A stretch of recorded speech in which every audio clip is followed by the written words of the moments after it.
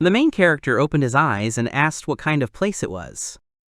He thought about what this other world was, then he saw a goddess in front of him and asked if it was a summoning. The guy remembered his past life, after which he said that he did not want to go where these guys were. To which the goddess replied that she understood everything. A few moments later, he opened his eyes and thought that he had had a strange dream. Then he wondered if he had been sleeping outside.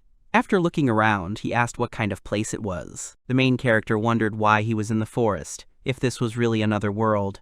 He thought that this couldn't be happening. When the guy heard his voice, he thought that something strange was happening to him. Then he looked at himself completely and asked where his school uniform was. After that, the guy abruptly clutched his head and thought about how he had really become a different person now. The main character said that this could not be. He did not understand anything at all. He had a look of panic on his face. Fujii was thinking about how he could calmly remember everything. First he was with his classmates, and it seemed like he had just talked to the goddess. He remembered the last conversation about the summoning to another world and said that he didn't really mind, but if he went with these guys, he refused to do it. Fujii thought that maybe because he was stubborn, he was sent separately. And he doesn't have a call, but rather a beginning with rebirth. The guy decided to start by looking at his face. He went to a nearby river and looked into it. Fujii saw that he had a terribly cute face, fair skin, a fragile body, and his height also seemed to have become smaller. Then he touched his body and asked if he was missing. After that, the guy decided to pull back the edge of his pants to look there. At the same moment, he breathed a sigh of relief and said that his elephant was in place. The main character thought that it was somehow strange to feel it in such a body. It's a bit of a strange feeling, even sinful. Fujii thought about the fact that he had a backpack, so he decided that he needed to check his gear first. He saw that he had some food and the most basic things. He also saw a bag of coins and wondered if it was really money, even though he didn't know how much it was worth. Fujii looked at the contents carefully and asked where his weapon was, because monsters might appear. At that moment, he noticed something. An information window appeared in front of him, and he wondered if this was really the item box. There he saw that he had swords of various kinds, a shield and a breastplate, and also a potion. He was glad to be saved. According to Renobi, there should be more cheating skills. He asked to see his abilities. At the same moment, a window with his status appeared in front of them. He saw that he had a level 1 traveler skill, which was a bit weak for him. He also saw that he has unique skills, detailed analysis, and a subject box. Both are low level. Fujii asked if he really only had the skills of a toolbox and detailed analysis. Is this really his cheating skills? He exhaled and thought about what was most important in this world of information. Therefore, he will think positively. After that, the guy decided that he needed to analyze everything. He used his skill on literally every subject, and decided to use it even on the terms that appeared. It looks like his item box has special properties. He can use the quick equipment function. You can set everything up in advance, put on the equipment right away. It's convenient. It turns out that the more important thing is not the character level, but the class level. Skills depend on the class. The more often you use them, the higher the skill. It seems that in this world, class is a key part. He wondered what a traveler was like. Although, to be honest, this world is very similar to the game, but it's even fun. The guy wondered what would happen if he died here. He can't just check it out, so he needs to be careful. In any case, staying in the woods until nightfall is not an option. We need to get out. Monsters probably roam around here too. He has enough money, and he decided to head to the city first. Fujii decided to go down along the river. He saw a bridge in front of him and was glad that there was a road here. Suddenly, he heard something. Turning his head to the side, he saw that a carriage was moving there. After taking a closer look, the main character was very surprised. The first horse was ridden by a girl who was an elf. He waited for it. On top of that, there was a girl with animal ears sitting in the carriage. The main character realized that this was really another world, and he instinctively hid. At the same time, he looked at these girls and thought that it was wonderful. It dawned on him that maybe then he would get a lift to the city. But at that moment, the carriage had already gone far away. He was upset that it didn't work out. He screwed up. The guy didn't get upset. Even just seeing a fantasy race is a thrill. Motivation jumped instantly. He was walking along the road and saw the same carriage, after which he asked if they had been waiting for him. The main character took a closer look and realized that the road seemed to be blocked. He realized that something was wrong here, and then he ran in that direction. At this time, the girl with the animal ears was fighting back the enemy and saying that he was attacking. The elf girl said that it was an ambush, after which she shouted about full combat readiness. It turns out they were up against a lot of men. The bearded man said that they should step on the girls, they would take all the cargo, while he said that they should not kill the women. Fujii wondered if this was a bandit raid. Wow, this world is really creepy. There are more robbers than guards. It looks like everything is bad. The main character thought about helping them, but he dismissed these thoughts because he has no level at all, and does he really need to rush into battle with people right away? It's impossible, there wasn't even any tutorial. Fujii thought that he couldn't just stand there and watch, after which he grabbed his sword and rushed towards the bearded man. He immediately stabbed him. The impact was so strong that he lost his balance and fell to the ground. As it turned out, he cut the man in half. He couldn't understand it. This two-handed mithril axe is too strong. The other men saw that their leader had been defeated with a single blow. They began to feel a strong sense of fear. At that moment, the elf girl said that they needed to be attacked. After that, she used her Windblade magic skill. The main character looked at it and thought that he saw magic. The situation instantly turned upside down. At that moment, one of the men said that he was not a good person. How dare he kill the leader? Even if he was small, he would still finish him off, after which this man rushed towards Fujii. When he almost caught up with him, the guy put his sword in front of him, thereby he pierced the man through. After that, the smell of blood made him feel sick, and he realized that this was definitely not a dream. The main character said that he had killed a man, but if not for that, he would have been killed. Do people really kill and die so easily for the sake of robbery? Such is the order of this world. He was very ill. An elf girl and a girl with animal ears approached him and asked if he had calmed down, to which he replied that now everything is more or less. They thanked him and said that because he had killed their enemies, they had a chance to counterattack. In the end, they escaped with only minor injuries. Fujii thought to himself that he had just stumbled. The elf girl apologized to him for not introducing herself earlier, after which she said that her name was Ruinessa. She was the head of the security of this merchant caravan. The main character held out his hand to her and told her that his name was Toy. He thought to himself that he had just written his real name, Fujii, as katakana. Ruinessa turned to him and told him that before she would give him to their master, Mr. Golteo, he should wash the blood in the river. Fujii looked down at himself and asked if they were offering to swim together, to which the girl replied that she understood that it was more convenient for a beautiful woman like him to travel disguised as a man. The main character tried to explain everything, but he was interrupted and told not to worry, everything would be fine, after which they began to take off his clothes. He asked them to wait, but the girl with the ears did not listen to him, after which she took off all her clothes, and then added that there was nothing to be ashamed of. At his age, everything was still ahead. She began to undress herself. The main character thought that this world is too saturated for perception. They began to wash. After a while, when they had finished all the procedures, he thought that he had somehow managed not to give himself away. He saw a man standing next to Ruinessa. He was introduced to an imposing gentleman. It was Mr. Golteo, the head of the trading company. He turned out to be very friendly and offered to take him to the city of Kelniffy. The main character thought that it was very cool. He wanted to get there. He said out loud that it seemed to be an interesting place, to which the man agreed and said that the dungeon in this city is called the Baldark Labyrinth. For the sake of its treasures and drop-down items, many adventurers from all over the world come there. There is an incredible buzz here. Golteo said that he is currently doing business under the name of the Golteo Trading Company with a base in Kelniffy. If Fujii wants to go to the dungeon, he recommends that you first register with the Adventurers Guild, after which everyone can enter the dungeon. Of course, to get rich, you need the appropriate skills and strength. Exploring a dungeon is a risky business. They usually go there in groups. But if there are too many people in the group, it is more difficult to share the reward, and if a person does not trust his companions, this is fraught with problems. Fujii said that he understood. He thought to himself that the dungeon is not the friendliest option for a loner. Golteo said that if he had the means, he could buy a servant and assemble a party with him.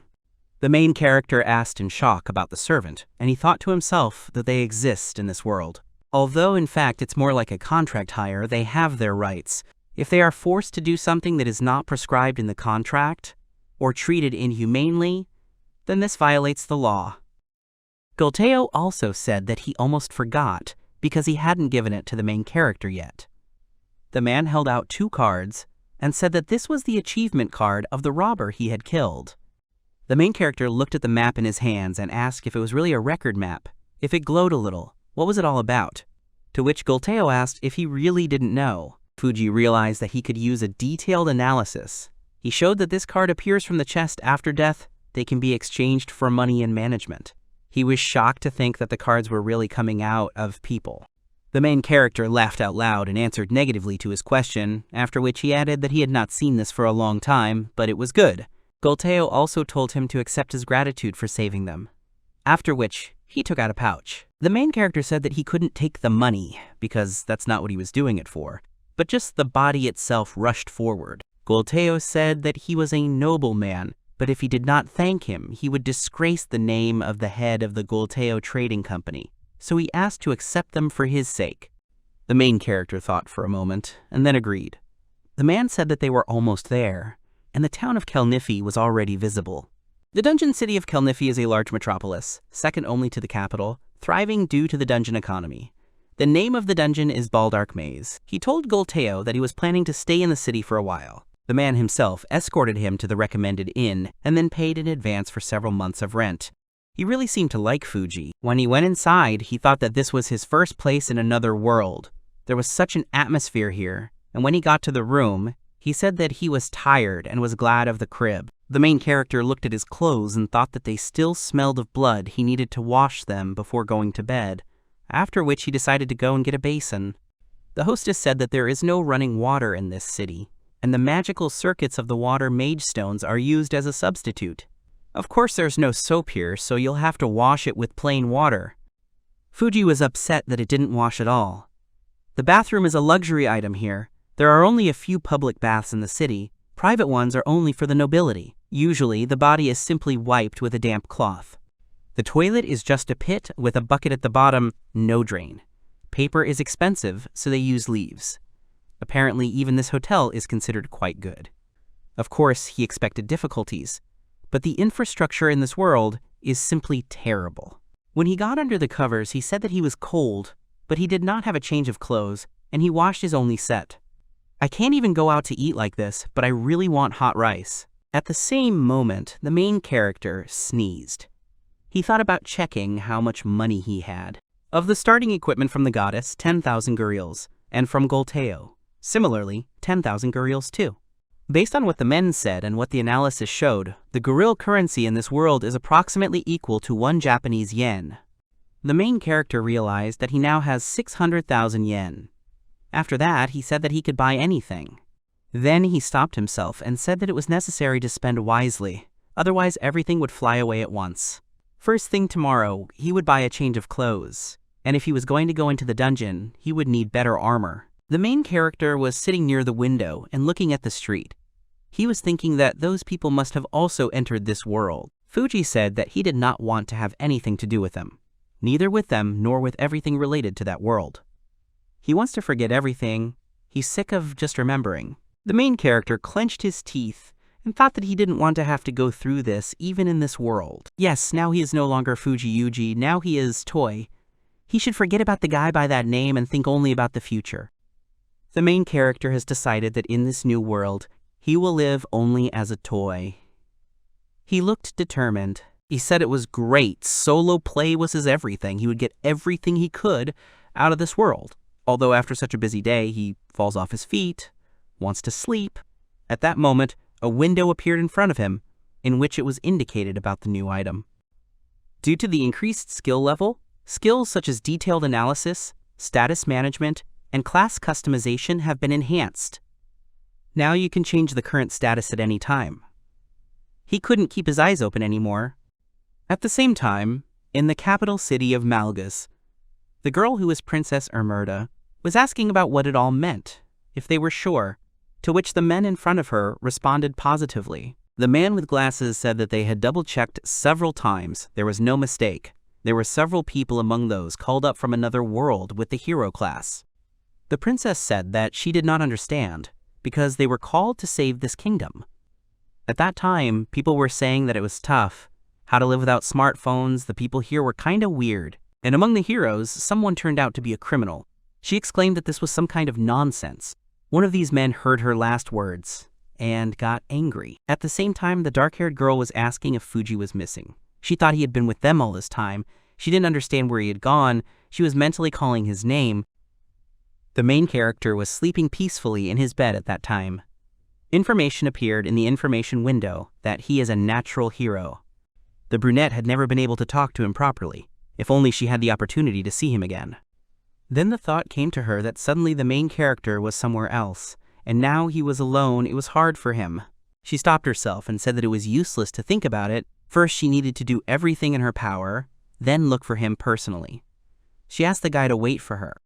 At this time, in the royal capital of Margus, Ermirda was standing on a platform in front of people, and one of these guys was asking her who she was going to teach here. The guy said he didn't care if she was a princess or someone else, but she pointed, ordered, and called him a criminal, after which he asked who they were to receive it. He also said that if they called them up without permission, and then they say they don't know how to get them back, is it really serious?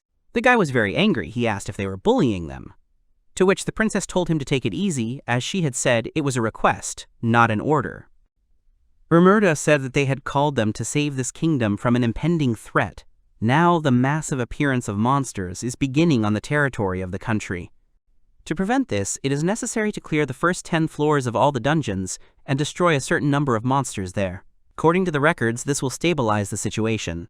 If nothing is done, in a few years the monsters will break out of the dungeon, and the country will suffer huge losses. The princess turned to everyone and asked them to help them, while she called them heroes, so that they visited the dungeons more often. She said that they would provide them with everything they needed, and they would live in the castle without needing anything. Yes, at the moment, the ritual of returning to the homeworld has not yet been found.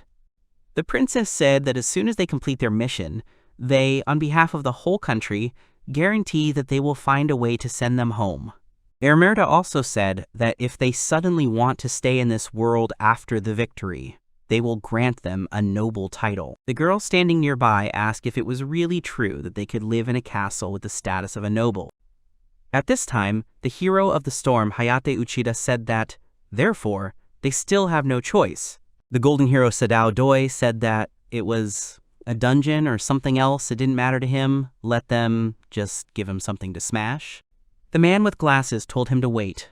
First of all, they need to take a peace education course, and during the first month they need to train in combat and magic. This is for their own safety. At that moment, the very first guy got completely angry, after which he turned to this man and told him to shut up while calling him names. It turned out to be the fiery hero, Shinji Akaba. He said that they would do everything in their own way. He already wants to test what the hero is capable of. At this time, a man in armor approached the princess and told her to move away. Even if these people are heroes, then this is too much. But the girl stopped him.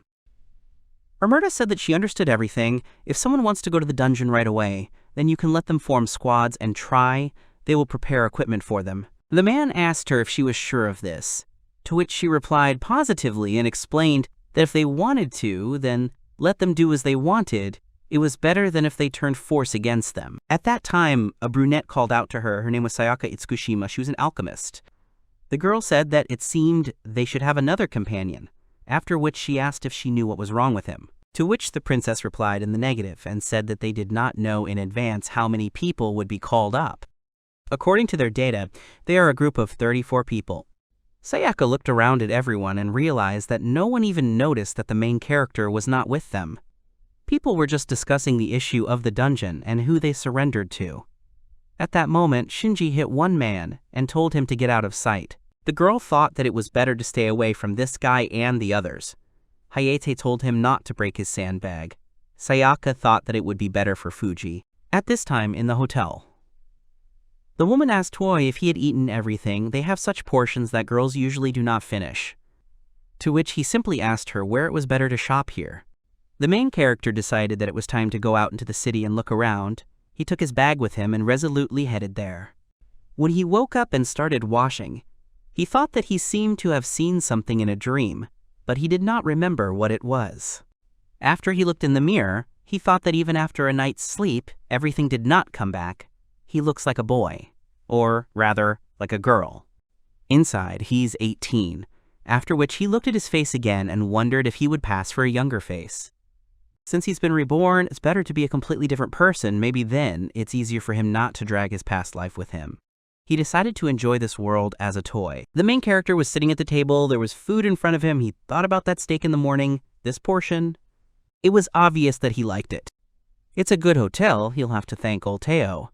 As long as he can live here, he needs to figure out how he will earn money. Since he was in a city with a dungeon, he would make exploring the dungeon his immediate goal. He sat down at his desk, then opened the information panel and decided to think about what he saw last night.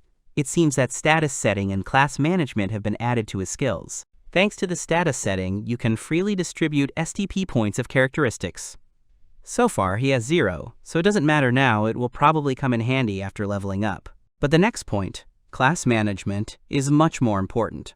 Class change. You can select an available class at any time. Usually in this world, only temples can change classes, but he seems to be able to do it himself, at any time. The main character was surprised by the information he received and thought that his gaming brain was activated. He imagined himself changing his classes.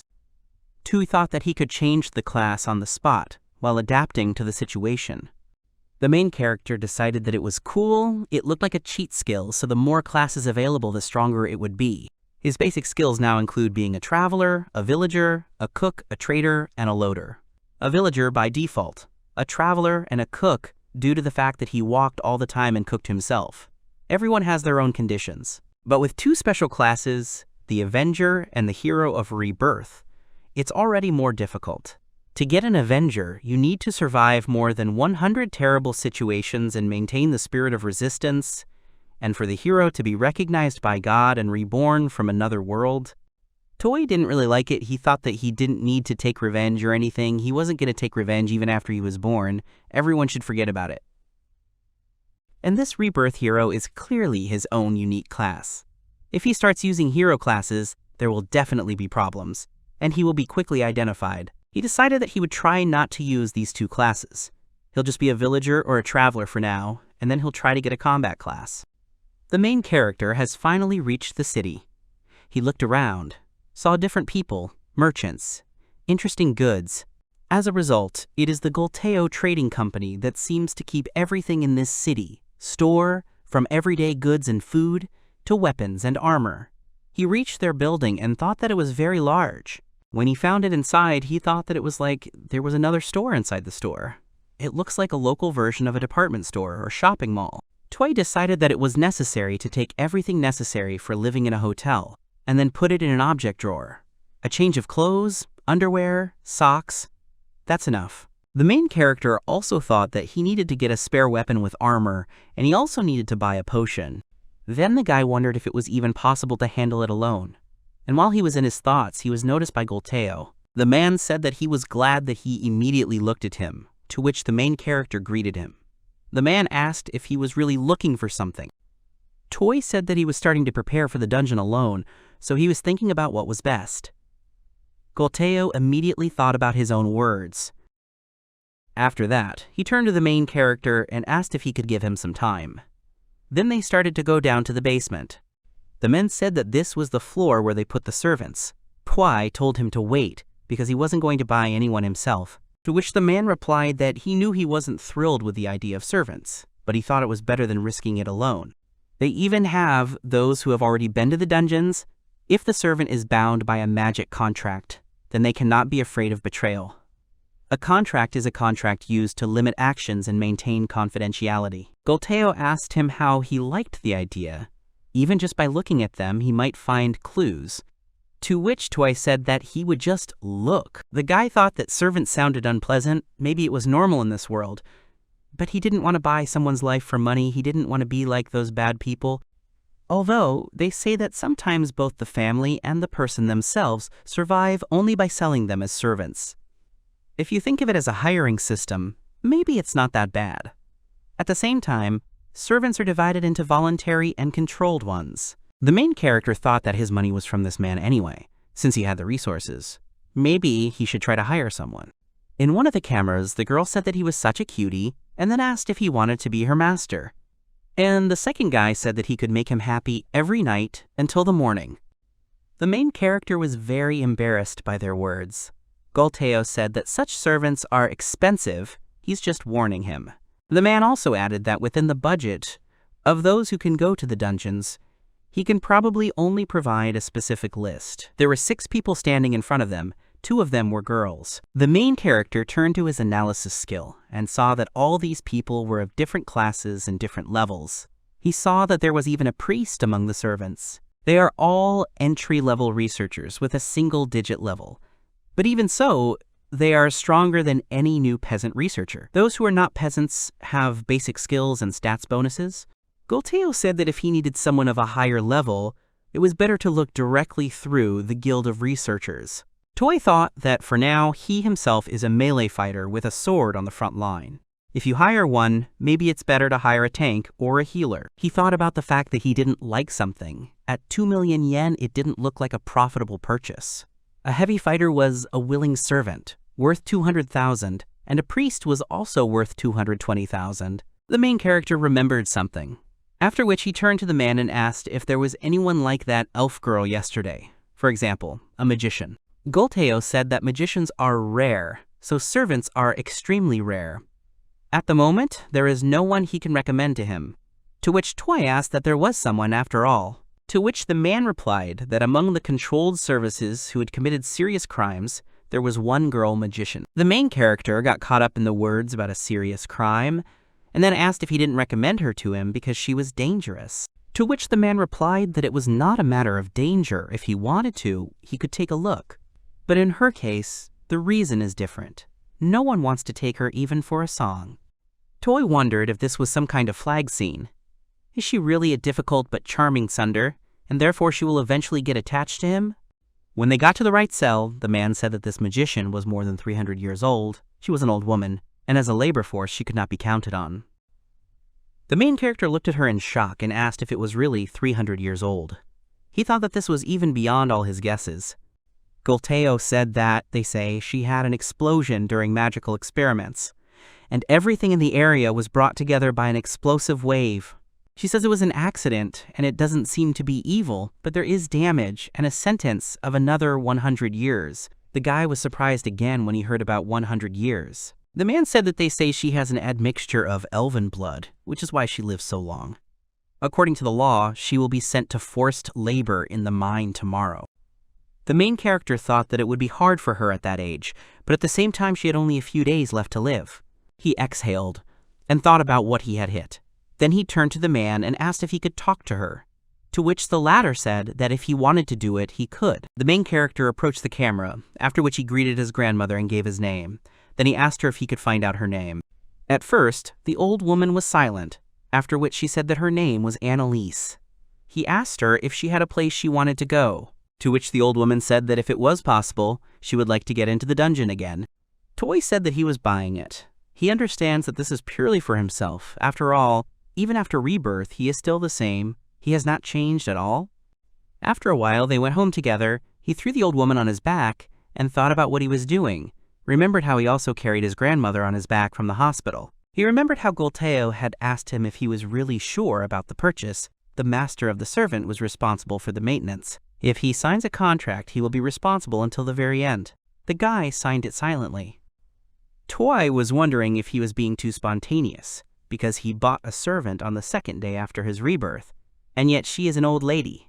He still has enough money, and for a small fee she can live with him in a hotel, so there won't be any problems feeding her for now. When they got to the room, he thought that she should sleep on the bed, while he slept on the floor, and even if they sleep together, nothing will happen.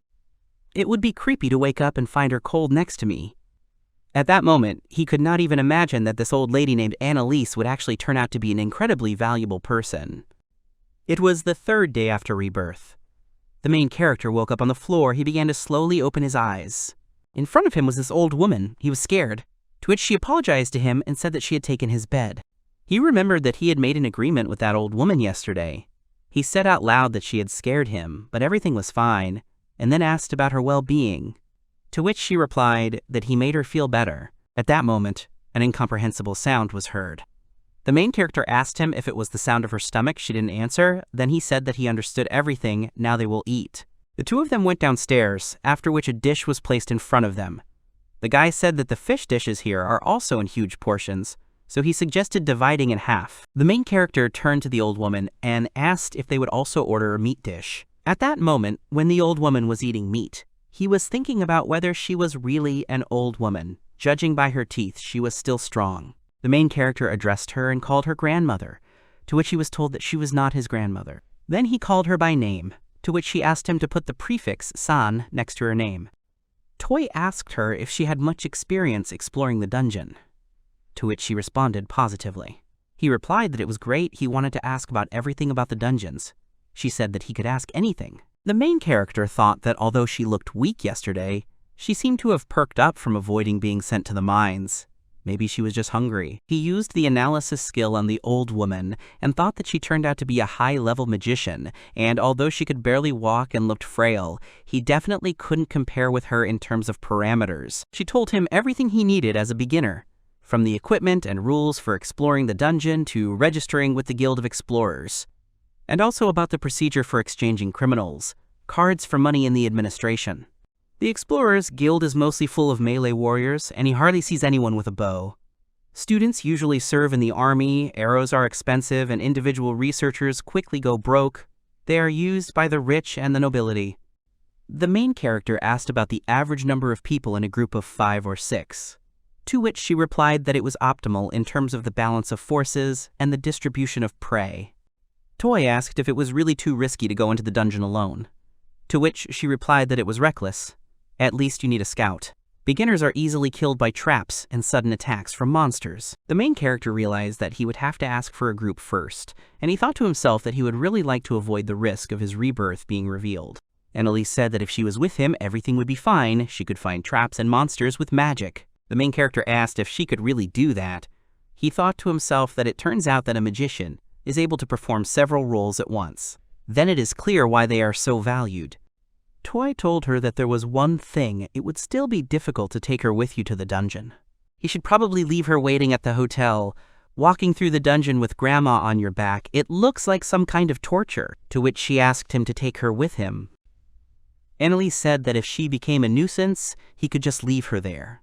She had to get into this dungeon. It was obvious how much she really needed it. The main character smiled and said that he understood everything. They would go together. He thought to himself that they would try to do everything they could. After a while, they reached the dull dark maze. He thought that he was finally here, and this was his first dungeon in his life. They passed through the portal and found themselves on the first floor. The main character said that it was more spacious than he thought, and brighter than expected. Annalise said that this place is called the entrance floor. From here you can choose one of several routes. They branch off and converge again, but eventually lead to the boss room. Rather, it's not even a physical dungeon, it looks like a game subspace. He turned to the old woman and told her not to strain herself and follow him. He could handle the fights. Somehow he thought to himself that the initial armor was too heavy, so he changed it to leather. Shocked, Annalise asked him what had happened just now, to which he replied that it was a fast outfit, a very convenient function of his item box. The old lady asked if he really had another item box, if he had been a loader before the traveler class, to which Toi replied that this was not the case at all. It was innate. Annalise asked him if it was a unique skill, and if the sword in his hands was made of mithril, to which he asked if she really understood that, and then added that it meant he was really special. The moment he turned to her, he saw as if her soul was leaving her body. He started calling out to her and asking her to come back to Earth. Annalise said that she was amazed. His skill and this sword are extremely rare. It is better not to show them to people once again to avoid envy. Then she asked him to look ahead. When he turned around, he saw that the monster was already here. It was a gray rat of the first level. The guy asked her to wait. He's not mentally ready yet. The moment the monster started attacking him, he used his sword and cut her into pieces. The main character said that he had succeeded. An object fell out of it. It was rat meat. He thought that they weren't that fast. With this sword, just one light strike would be enough. He turned to the old lady and told her to stay behind and just watch. She could only give him advice. What she pointed at in front of him, and he saw that there were now 2 rats in front of him. He didn't know what to do. While the main character was thinking about which one to attack first, Annalise used her fire magic. Toi was shocked. 2 objects fell out of the enemies: sharp front teeth and rat meat. The old lady said that she was level 21, and the monsters on the first floor would not be able to compete with her. She also said that she also has the experience of a swordsman. She will correct all his mistakes. She also started correcting him that the stance should be different, he should put more weight into the punch. The main character thought that this grandmother was just incredibly cool. Maybe he really wasn't wrong when he chose her out of all the servants. Reborn and new, he found himself in this world.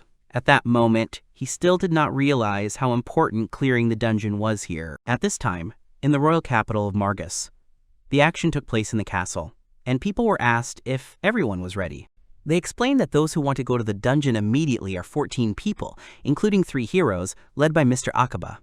The rest will stay in the castle for now. They will start by learning the basics and training. Sayaka was among the rest. The princess looked around at everyone and thought about how it turned out that the group was perfectly divided into those who have criminal records and those who do not. Sayaka turned to Akaba and asked if she should get better prepared first, to which he asked her what she was commanding, while he called her a chemist. A group of girls asked if they were seriously going to study, even after they had entered another world.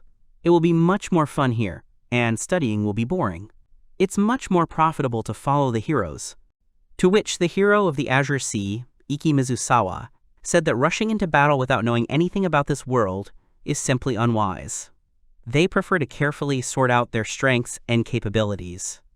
Akaba cursed and said that they were weak people, so they could stay here for the rest of their lives. The princess thought that he seemed to be a leader in that world too. Those who supported him and stayed here are acting cautiously, and more can be expected from them. The problem is something else. And in that group of 10 heroes, among whom this leader was, he was especially different. According to his record card, among the crimes he committed were serious ones: assault, blackmail, and even arson. Obviously, he is completely indifferent to the interests of other people. He is extremely dangerous and capable of showing cruelty even to his allies. Even if he succeeded in clearing the dungeon, there was no guarantee that they wouldn't turn their weapons against them once their mood changed. Probably, thanks to the powerful skills of the hero class, they will pass the initial floors without any problems. But then teamwork will be required, and here the question arises. The ritual of summoning heroes was officially announced throughout the country and funded by the state. This is an important national project, and failure is unacceptable. The princess said out loud that they say the dungeons in the royal capital are much more difficult than the others. Akaba immediately asked her what she was saying. Hermerda said that there was no need to rush from the very beginning. She asks them not to overexert themselves. Feeling that they cannot cope, they must have the courage to retreat. To which Akaba got angry and said that it is precisely such moments that distinguish real heroes. The princess thought that they only had reckless bravery right now, and she wondered if she could guide them and make them real heroes. It became interesting to see what would come of it. It seems that each of them has their own thoughts on this matter.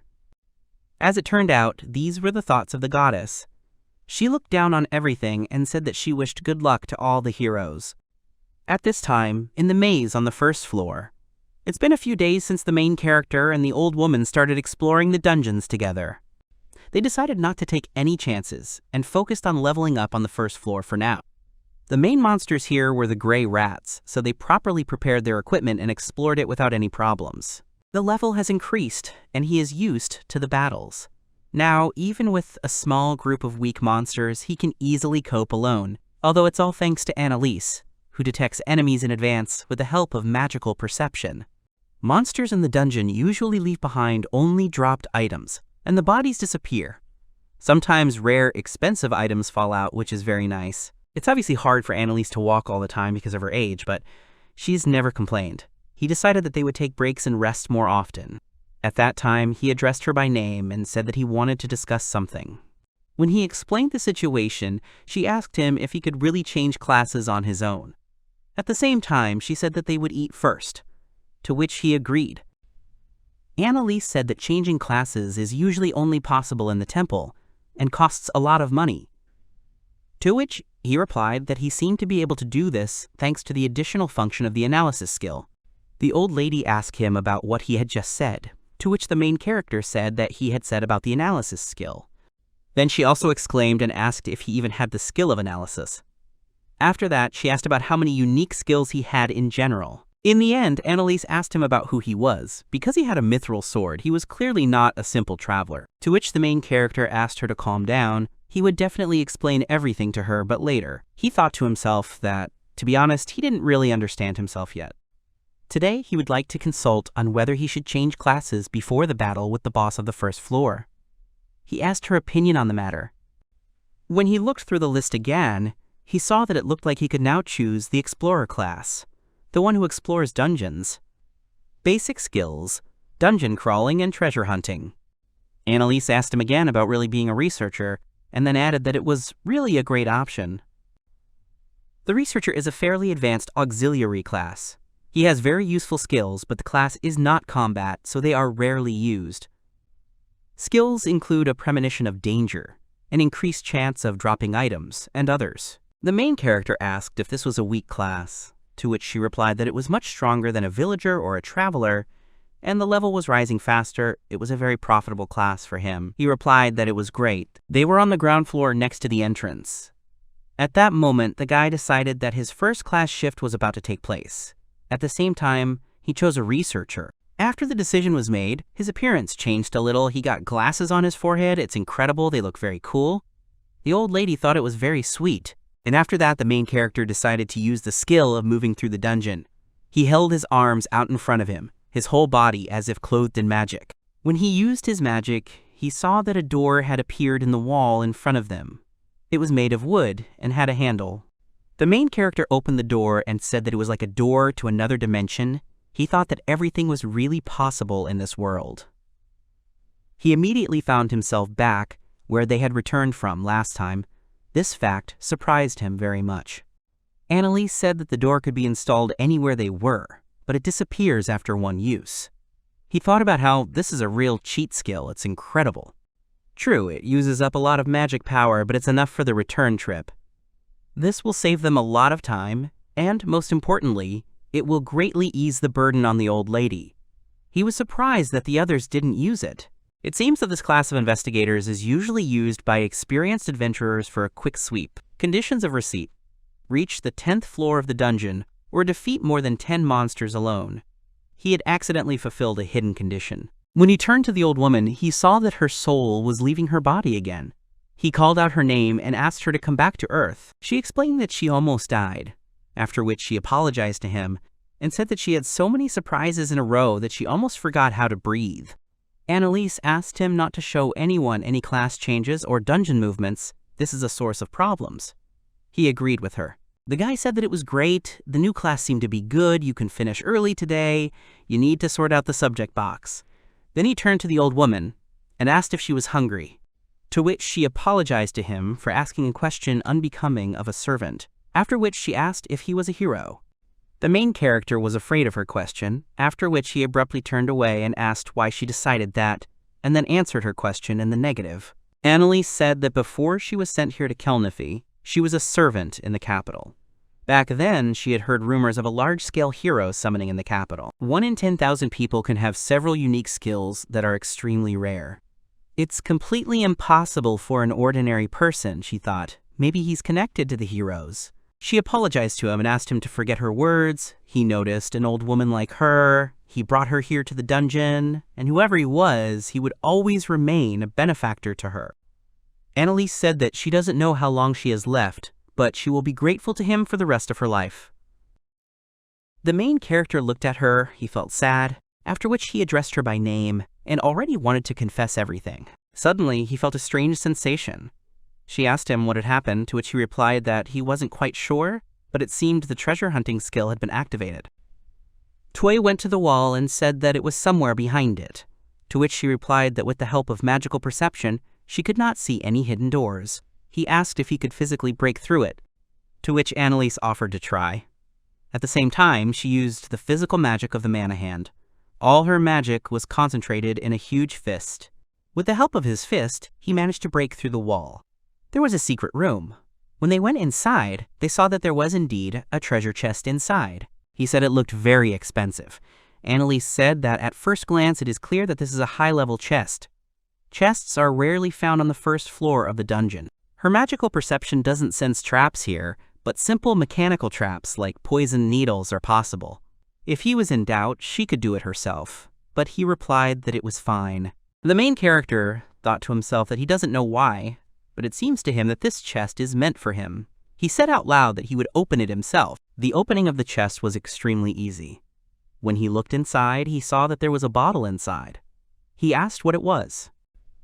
While the main characters described the appearance of the bottle, which was transparent, after which he suggested that it might be some kind of potion, Annalise was more and more surprised with every word he said. She fell to the floor. The guy asked her about what happened. The old woman started talking about what was really happening. She couldn't believe that it really existed. Toy asked about what it is. Is it really that rare? It was a curse-lifting potion that is created exclusively in dungeons and cannot be artificially produced. The price exceeds 100 million gorils. After that, the main character turned to Annalise and asked if this was the reason why she was so eager to get into the dungeon. The guy clarified and asked if the search for this potion had really dragged her to the dungeon, to which she responded positively, after which her body began to tremble. She said that after her body became like this, she couldn't explore the dungeon properly anymore. She tried to create it herself, but in the end, a terrible disaster occurred. Toy leaned over to her and wanted to ask about the potion, but she immediately stopped him and said that it was an incredibly rare potion that appeared on the market once a year or even less often. She asked him to take it to Golteo and exchange it for money. It's enough for her that it exists. Maybe someday she will be able to buy it herself. The old woman asked him to think calmly. If he sells it, he can hire as many people as he wants. This is not something that should be spent on an ordinary controlled servant for 200,000 gorils. The main character said that everything was clear and clear to him, and then asked if she really wanted him to spend it on himself. The guy said that then he would not exchange it for money. Annalise immediately called out to him. At that moment, he began to open the bottle. The main character said that he was using this potion on his own friend, after which he asked about it because there would be no problems with it, and then began to pour it on Annalise's head. The old woman did not expect this. She tried to turn to him and ask why he was doing this, but she couldn't finish because she started coughing. It was obvious that she was not feeling very well. Toei immediately asked what it was, if it was normal at all. Was her body unable to withstand the effects of the potion? He cursed and thought that he should have given it in small doses. When the main character touched her body, he exclaimed that it was hot, after which he called out her name. Suddenly, the whole room was illuminated with a bright color. After a while, when the light disappeared, he saw that there was a young girl in his arms. He immediately asked who she was. Toi blushed, and then he called her name. He thought to himself that he was feeling so soft. The girl responded to this name and confirmed his words. He wondered if she was too pretty. The main character turned away and said that he was happy for her. Then the girl realized that she wasn't wearing clothes, and she apologized to him for looking like that. Toy was shocked to himself. He thought that she had turned from a decrepit grandmother into a lover. The effect is stronger than he could have imagined. He assumed something like this, but the contrast is so huge that he just does not have time to understand what is happening. At this time, Annalise was thinking that the guy saw her without clothes, although they had already wiped her body yesterday, so now it's too late to be indignant. She turned to him and asked if they should return to the hotel, to which he replied positively and said that they needed to go to the hotel, and she also needed to change clothes. The main character thought about how good it was that he had dungeon movement. They quickly reached the hotel, after which they entered the room. Then it dawned on the guy that now it turns out that he will constantly live in the same room with such a beautiful woman as his servant. It's been 2 weeks since they were called into this world. The class Sayaka was supposed to belong to was an alchemist, what is called an industrial profession that is not designed for combat. Besides alchemists, there are also herbalists, blacksmiths, item makers, and tailors. All of them hone their skills in the workshops provided. At this time, the girl said that the magic potion was finally completed. Another girl said that it had finally worked out. Sayaka is not directly involved in the exploration of the dungeon. Her task is to supply everyone with the necessary supplies and equipment. The hero of the Azure Sea and other guys with combat research skills are undergoing thorough training, testing their abilities. After that, groups will be formed to go to the dungeons. At this time, in the Metropolitan Dungeon, the Joel's Labyrinth on the 3rd floor, Akiba asked if they had become arrogant and then said that the scouts should work normally. He explained that because of them, they are constantly attacked suddenly. One of the guys said that he did not demand the impossible from them, he made them carry all the things. and then asked how they should also fight. The guy said again that it was impossible to fight normally with things. The girls who were standing on the sidelines asked if they would be back already, as they were tired, and the mister was over. Akaba said that these girls were already completely fucked up. He said that they themselves were to blame, because they were shooting magic wherever they got, and creating a house. Until he gave the order, they should not go forward. The Golden Hero talked about why he was putting on airs here. Hayate said that he was weak and was pretending to be a leader. Akaba immediately turned to them and asked if they had said anything. After that, they started fighting among themselves. The girls who were watching them said that it had started again, how everything infuriated them. The remaining people started talking about the enemies coming again. After a while, they found themselves in the castle. The princess asked if they had retreated again because of quarrels within the team. At least no one died, that's not bad. It looks like they have some kind of prudence. At this time in the laboratory, the girl turned to Sayaka and asked her if she was okay, if she was too tired, and then asked her to rest. The girl's name was Konomi Mukumura. She was a herbalist. Sayaka thanked her and said that she would work a little more, after which she sent her to rest without her. To which Konomi asked her if she was worried about the main character. She also added that she hardly ever talked to him, so she doesn't know too much about him. But it seems that after the fire in his house, he stopped going to school. Then she continued and said that since he wasn't with them, maybe he hadn't come to this world.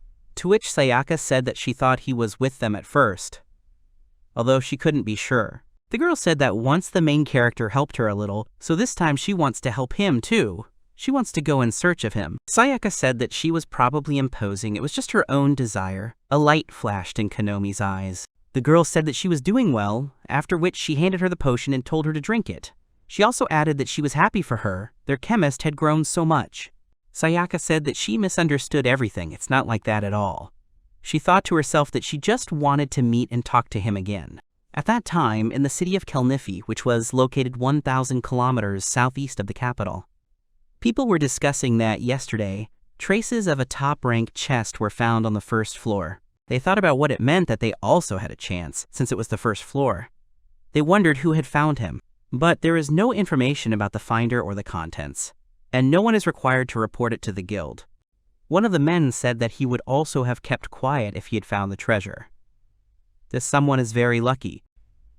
At this time, the main character abruptly jumped up on the bed. He wondered what was going on, if it was a hotel, if it was even a dream. The guy thought that it was some kind of strange dream, as if Annalise had changed. At that moment, he felt something soft nearby. As it turned out, it wasn't a dream. He remembered that the old woman had become younger. Now she looked like a young girl. After last night, Annalise, probably feeling relieved that she had become young again, cried like a child, and it was not easy. It is not surprising, because she has finally freed herself from the fear of dying at any moment from old age. Apparently, all the accumulated feelings broke out immediately. He even wiped her body with a wet towel, and since she refused to let him go, he had to sleep with her until she calmed down. The main character thought that of course nothing had happened. At the same time, he thought that this was probably true. The guy decided to wake the girl up and invited her to have breakfast. He also said that they still needed to go shopping, so he offered her to take his spare clothes for now. The girl woke up, rubbed her eyes, called out to him, and then realized that she was on the bed without clothes. She immediately threw herself on her knees and began to apologize to the main character, after which she asked if they had really done this. The guy started to panic. The girl continued and said that how could she, a servant like her, she would not be able to repay his kindness even after 300 years. The main character asked her to calm down, and he also asked her not to think about any gratitude or debt. Toy asked her to stop all this talk about servants and masters. It was just that there was a person in need of help, and there was a potion nearby. They were just lucky. Besides, if she lives a long time, it will also be a success for him. Then he pointed out to her that she should pay attention to these words. It's good for both of them. The girl was crying at the time. After a while, they went down to breakfast. He thought that she was eating a lot because she was trying to gain strength, but it turned out that she was just eating a lot. The main character looked at her and laughed, while he said that Annalise remains Annalise. She apologized to him and said that it was just delicious. After that, the guy looked at her figure and thought that he understood everything. Of course she needed to eat more. He asked her out loud if they were going to buy equipment. After a while, they found themselves in the Golteo trading house. The girl tried on an outfit. He thought it was great. She asked him if he liked it. to which he thought that now she was just like a grown-up sister. After the shopping was done, they found themselves back in the dungeon. The girl said that the body has become very light, the magic has become much better, she is in great shape. She easily dealt with all the enemies. At one point, she shouted at the main character to duck as arrows flew in their direction. She used her sword to deflect each of them. Annalise apologized to him and said that her magic was too strong, and she even activated long-range traps, and then asked if he was injured. She also explained that she had used a rapier before, so knocking down arrows with a staff was not a problem. Toy wondered who this girl was. She seemed to be stronger than him even in close combat. He thought her deep knowledge and high level were related to age, but in fact, she was only 18 years old, and he wondered if she was a genius. The main character realized that this was not the case. She must have worked very hard. He was very serious at that moment. The guy thought decisively that he also needed to try. First, he had to catch up with Annalise. They approach the boss's room, and the guy starts to worry. The elf says they can handle her mithril sword if they act coolly. The guy says he'll try to handle it himself. He asks her to help if it gets dangerous. The boss of the first floor appears a giant rat of the 6th level. The rat rushes at him, and he notes that it is very fast for its size. He thanks his armor for surviving and decides to focus on defense in order to study its movements. The young man notices that her attacks have a certain sequence, as it is a magical creature. He understands her tactics, 2 scratches and then full acceleration. The hero decides to launch a counterattack right now. He rejoices that he won the victory alone. The elf praises him, saying it was great. A message appears stating that the first floor has been completed, and drops appear: elite rat meat and the tail of a large rat. He is happy that his level has risen and a new class has opened. The hero is in a state of euphoria, thinking that exploring the dungeon is so much fun and no game can compare with these feelings. He wants to test out a new class and is thinking of fighting the boss one more time. She explains that if you enter from the back, the boss will not appear, as you can only fight him once a day. It dawns on him that he can use dungeon movement. He thinks that if he returns to the boss's room by moving, then maybe the boss will reappear. The hero is happy that everything turned out as he thought. The boss appears again. He is thrilled that now you can quickly repeat the boss battle to upgrade and loot items. The young man was very tired after going through the dungeon more than 10 times and using all the potions. He's happy that even though it was hard, the loot and experience are incredible, and his stats have grown a lot.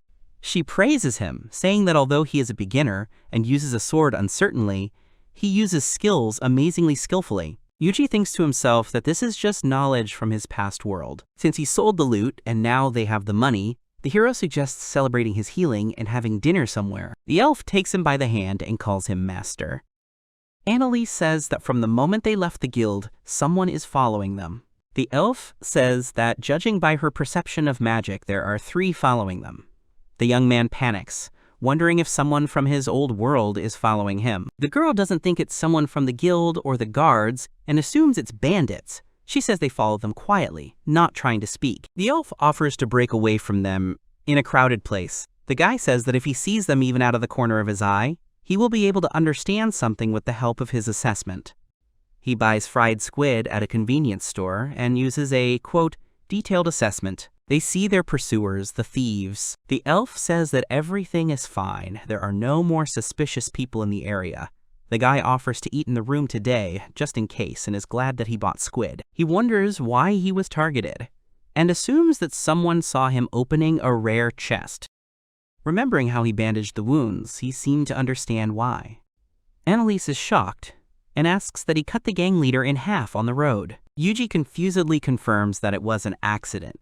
The hero recalls how he and Golteo came across bandits, and he joined the guards to fight them off. He thinks they killed everyone then, but did any of them survive and escape? She says that is, they hold a grudge and consider him to blame for the failure of their attack. The heroine explains that most of the criminals and scoundrels in this city are associated with the Sheldina gang, which is engaged in robberies. She says it's not about personal revenge, but the fact that he damaged the reputation of their organization, and now they have to take revenge. The girl assumes that through the guild or the exchange of information they found out who he was. He's desperate that he helped people, and now he's being persecuted. They say that the ruler is honest and strict, but crime is not easy to deal with here. The city attracts people who dream of getting rich underground, so it's easy for criminals to hide here. Yuji understands that even the guards cannot be trusted, because they could have been bribed.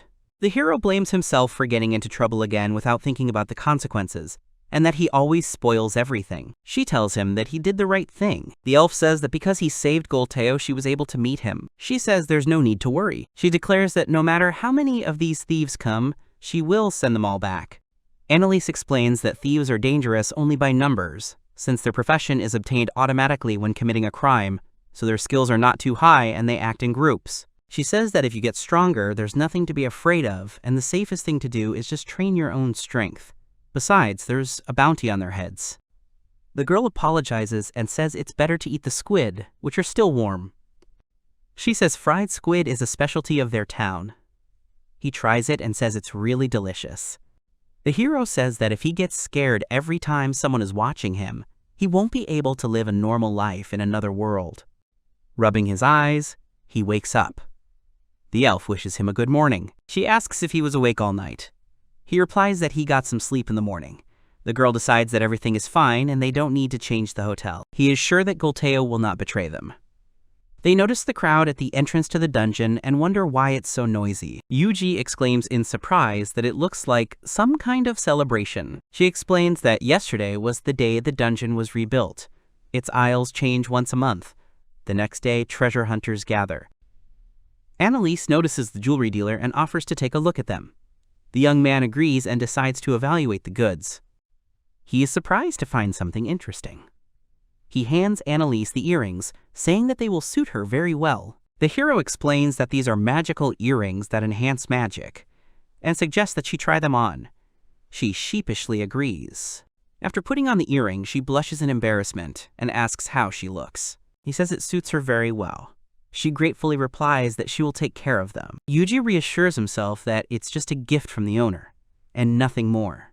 He starts to panic, which has created an awkward atmosphere. Annalise asks if she can choose something for her master in return. 20 minutes later, she chooses a necklace for him. He can't recognize the item because its level is too low.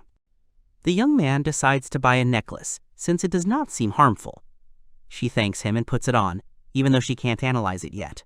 He awkwardly asks Annalise if they are attracting too much attention. Two adventurers approach them with an offer to join their group. The guy thinks to himself that they're just making out. In response to the offer, Annalise asks if they want a fireball. He also thinks that Annalise is too beautiful and that her figure is a dream. She claims that her master is much nicer. At the entrance to the dungeon, he notes with relief that there were no thieves, and says it's time to go. Once inside, he says that now is the time to check out his new class. He activates a class change and becomes a, quote, hero with a two-handed sword. Annalise is shocked by the hero class. She explains that such professions are extremely rare and powerful, like those of heroes from legends. He notes his high basic characteristics and useful initial skills, such as auto-healing. The young man explains that the skill command strengthens the whole party. Annalise calls it amazing. He decides to try out a new skill, cutting punch. The hero is surprised that this is a ranged attack. He notes that the impact has a delay, but it looks very cool. He says that the first level will be too crowded, so they will go straight to the second level. They arrive at the second level of the maze. He notes that it looks almost the same as the first one. Yuji is surprised to see a tree ahead, and wonders if there are trees growing in the dungeon. New monsters appear in front of them, the Ashen Golem and the Gray Rat. He warns Annalise to be careful. He analyzes that the golem is slow, but combined with fast rats, combat can be difficult. Yuji is happy that the new class is very strong. It allows you to save potions and gives a bonus to weapons. His mithril two-handed is now very easy to hold. He suggests going straight to the second level boss. Annalise agrees. They enter the boss room of the second level. They are greeted by a level 7 Ash Golem boss and a level 6 Rat boss. The hero assumes that the boss has a large range of attack. He thinks that the rat boss will aim at him if he gets close. He decides not to go head-on and uses a cutting blow on the rat boss. The young man notes that the slow golem is an ideal target and strikes. A message about an easy victory appears. They conquered the second level in one night and got the loot from the boss. He decides to take a break for a while, and then fight the boss again to level up. Noticing the crowd, he decides to stop running to the boss. Annalise is glad that they can go further thanks to the underground effect. She explains that the usual outing is very long. It usually takes hours to get to the second-level boss and back, and you have to take a lot of things, which slows you down. The girl adds that strong adventurers hire porters and live in the dungeon for several days, he exclaims in surprise. Yuji asks how the time is determined here. She replies with a grin that she has a built-in clock, because it's just before sunset. He decides that's enough for today. The girl agrees that 2 levels in a day is a great result.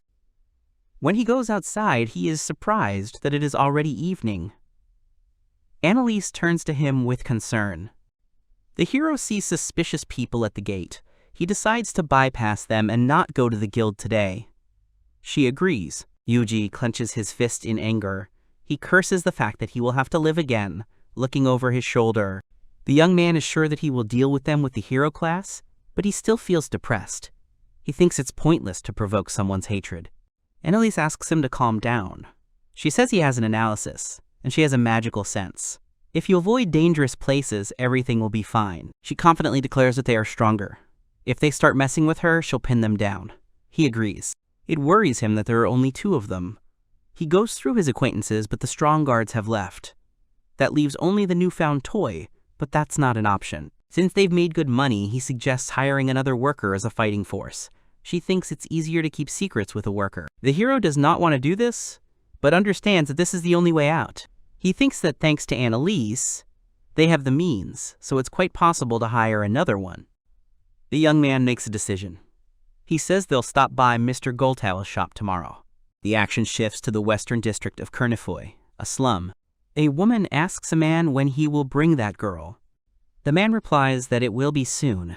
He says they've stepped up surveillance, and that she's definitely visiting the Explorers Guild. The hooded figure steps on his hand. She threatens that if he doesn't hurry up, he will lose his other arm. The leader of the Shardina gang orders to quickly drag this toy, or whatever it is, to her. She promises she'll take good care of her. The hero greets Goldtail-san. Goldtail replies that he was waiting for them. Goldtail asks if they are looking for a worker again and notices Annalise. The man anxiously asks where he got it. He hesitates, saying that something has happened. Goldtail is shocked, it seems to him, that he has seen her somewhere. He explains that it's Annalise, and that a lot has happened. Goldtail is surprised and asks if he knew everything from the beginning. The hero asks Goldtail to keep everything a secret. He assures that information about clients is their reputation, and they are obliged to keep secrets. He calms down, realizing that no information will leak from Goldtail's store. Goldtail notes that the guy has grown a lot in 2 weeks. He says that his intuition did not let him down and invites them to get down to business. Before they buy a new worker, she turns to Annalise, saying that she wants to tell her something. Yuji says that the last time they discussed professions, he couldn't tell. He reveals his secret to her. He has a profession called the Reborn Hero. The young man says that her guesses were correct.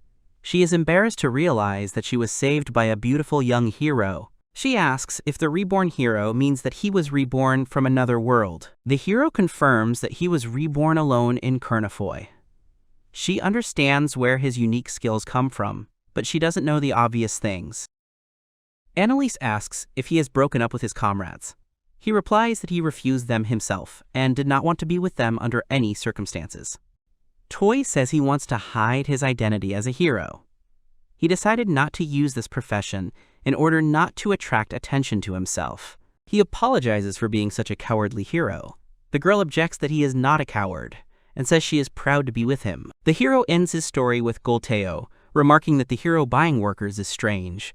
He replies that the requirements are clear to him. He lists his conditions for the workers: not a criminal, ready to fight, without a profession, with a budget of about 400,000 grills. Goldtail asks them to wait while he selects the candidates. He adds that it is desirable that a worker can choose a profession from scratch. The man introduces the candidates, saying that according to their conditions, mostly representatives of non-humans are suitable. He is amazed by the variety of races: elves, dwarves, beastmen, and does not know who to choose. The hero notices a strong draconian, a sickly elf, and notices a child. The young man sees the goblin.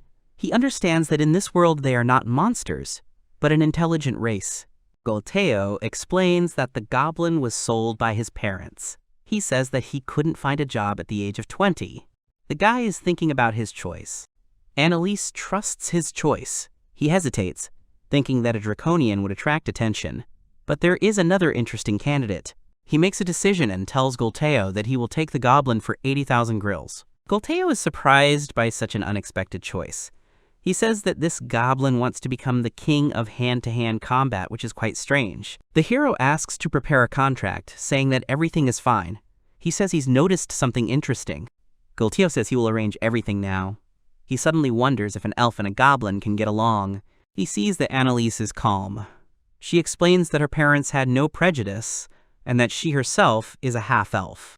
The hero signs the contract, and she asks if he hasn't noticed.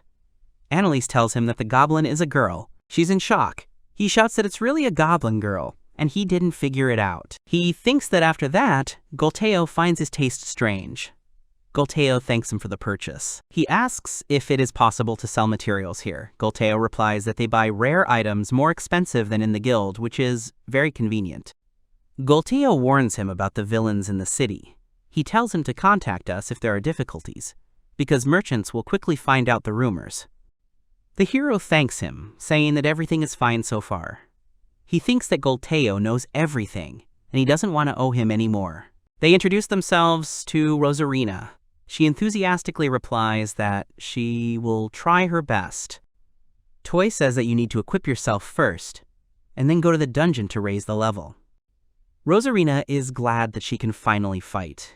He laughs, and Annalise tells her that she is very enthusiastic. She complains that she wanted to fight with her fists.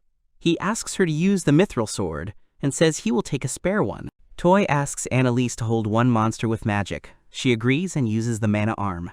He orders Rosarina to finish off the rat, and she obeys. She exclaims joyfully that her level has risen. He praises her and says that they will swing fast today. Annalise and Rosarina respond in agreement. The hero, out of breath, praises Rosarina, and she replies that she is still full of strength. He wonders to himself at her energy. He notices the queue for the boss and offers to rest. Rosarina asks what they will do next. Rosarina is delighted with the fried squid. Annalise warns her not to tell outsiders about their master's unique skills. Rosarina, on the other hand, enjoys the opportunity to fight and eat delicious food. He is surprised by Rosarina's movements, and Annalise says that she wields a sword better than him. The girl says that she always dreamed of fighting. Therefore, even after becoming a worker, she constantly practiced in her mind. She shares her dream of becoming the king of combat. Because of the constant training, she was sold because she didn't work at all. He encourages Rosarina, promising that her level will rise soon. Their conversation is interrupted by a beastman, who laughs at the fact that they brought a goblin with them. The beastman insults Rosarina, saying that the goblin cannot handle the boss. Annalise coldly suggests checking out who is actually playing children's games. The beastman continues to threaten them. The beastman asks if they are running into trouble and says that they were the first to insult his friend. The guy grabs his ear. They are stopped by a huge beastman bear. He apologizes for his friend, who, according to him, went too far. The beastman bear explains that his friend's tribe has a long-standing feud with the goblins. He notes that he is a novice and does not understand who he is messing with. The man is considering a batch of beastmen. Rosarina apologizes, believing that everything happened because of her race. He comforts Rosarina, saying that it's not her fault. He says that racists like that wolf beast should just be silenced by force. The young man admires Rosarina's amazing fighting talent. He thinks she can already fight well, even without their support. Rosarina asks if she can fight with her bare hands. He agrees. The goblin fights with his bare hands. She screams that it's an incredible feeling of life. He says that the profession of a fighter would suit her. Annalise notices that she has reached level 10, which means that something is about to happen. The hero explains that his skills showed that when goblins reach level 10, they evolve, and their performance increases dramatically. He adds that at this moment there is also an automatic class change to the most appropriate one, which depends on luck and talent. The hero shouts that this is a level up. A bright light envelops Rosarina, causing her to scream. The light dissipates, and Rosarina appears in a new guise. She happily shouts that she has evolved. She is happy that she has become a full-fledged goblin fighter. She proudly shows off her new horns and the battlemaster profession. Annalise and he are completely shocked by her transformation. Rosarina confirms that it is her, and notices that she has grown taller. The girl praises Rosarina, saying that she has become very beautiful. He silently notes her model figure and tall stature. Rosarina admires her new movements. He also realizes in a panic that he has become the weakest in the group because it has become incredibly strong. He explains that Rosarina has evolved into a goblin fighter. At the same time, she received a powerful, unique profession of hand-to-hand combat, Master of Battle. The hero explains that due to the limitations of her profession, she cannot carry weapons, but her bare-handed attack is incredibly high, and the fighting spirit skill temporarily increases her stats. Toy notes that due to her agility, she avoids attacks. She is ideally suited for the role of a dodger tank that attracts enemies and dodges. He thinks he's incredibly lucky to have Annalise and Rosarina. It seems to him that he has a hidden skill of luck, and that the goddess herself protects him. The young man notices that half a month has passed since his rebirth. It's getting colder, and winter is coming soon. Rosarina says she's fine. She worries that they will have to wash with cold water. He suggests asking them to heat the water and rent a separate room for the girls. Annalise is categorically against it, saying that she will not be able to protect him if she is in another room. Rosarina suggests sleeping on the floor. He points out that there is only one bed in the room. The young man recalls that when he suggested sleeping on the floor, they both protested, calling it unacceptable. He says they progressed through the 3rd level without any problems. A spiderweb flies into it. Annalise anxiously asks if he is okay. He thanks Annalise. He understands that monsters of this level are spiders, and he doesn't like it. The young man notes that Rosarina does not pay attention to the web, but he himself is uncomfortable from attacks from all sides. He is outraged by the way the spider releases the threads, and is surprised that a cotton thread falls out of it. Annalise explains that trading cotton thread from the dungeon is common, and thanks to the city's policy, the price remains stable. The hero understands that the industry is built into the dungeon to regulate the monster population, and considers it a smart decision. Back at the hotel, he asks Annalise to help him test one ability, and hands her a rope. With a smile, he asks her to tie him with this rope as tightly as possible. She screams in a panic that it's not because of some hobby, honestly. He explains that he just wanted to see if he could escape if he was captured by a bandit or pick up the item box. The young man tries to put the cobwebbed sword in the drawer. The experiment is successful, and he is happy that it turned out. He understands that if the web does not fly too fast, it can be intercepted on the fly, and it will not reach the target. Toy understands that this is a real spider web, not cotton, and you can run it yourself. Annalise explains that an ordinary object box cannot accommodate moving or shapeless objects. She says that his box is a unique skill that preserves temperature and freshness, but is not capable of storing living creatures. An idea comes to his mind. He decides to prepare and test her in a boss fight. When he sees the huge spider boss, he decides to try to deal with it alone and asks Rosarina to step back. He confidently declares that no matter what kind of animal, spiders have one weakness, and activates his object box. Rosarina is shocked why he uses magic. He explains that this is Annalise's magic, which he just extracted from the box. He understands that this is the purest cheat, because you can stock up on attacking spells in advance and use them without risk. The young man comes to the conclusion that, in the end, the alternative world is always about the item box, even though they give little experience for the boss. He is happy that the conditions for the new profession have been fulfilled, and it has been unblocked. Rosarina screams that it's not fair, and she also wants to fight one-on-one. He promises her that it will be the same next time. Not only did they pass the 3rd level, but they also easily overcame the 4th, gradually increasing their levels. He thinks that leveling up is a thrill, and with Rosarina, he has the freedom to keep the seeker profession for the sake of bonuses. Formic acid gets on it. Annalise explains that she doesn't do any damage, but spoils the equipment. He complains that he got dirty, but he replenished his supplies. He is advised to wait until the hotel, where they will warm the water. He sighs, wondering what the heroes are doing in the castle right now, but decides he doesn't care. In the capital of the kingdom, 1,000 kilometers away, someone sneezes. A girl is enjoying a bath in the royal palace when suddenly someone enters. Almeida says she sometimes uses the pool late at night. Seika replies that she just has a lot of things to do. Seika says she won't interfere. Almeida calms her down, saying that you shouldn't worry so much. Almeida offers to have a little chat if Seika doesn't mind, and calls her by name.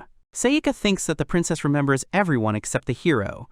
She is happy to agree to talk if she is suitable as an interlocutor. The girl admires how magic is intertwined with alchemy. Elmida finds the world based on science interesting, and says it's hard for her to imagine a world without magic. Elmida asks if Saika was looking for someone on the day of the draft. She is embarrassed and replies that she probably just imagined it.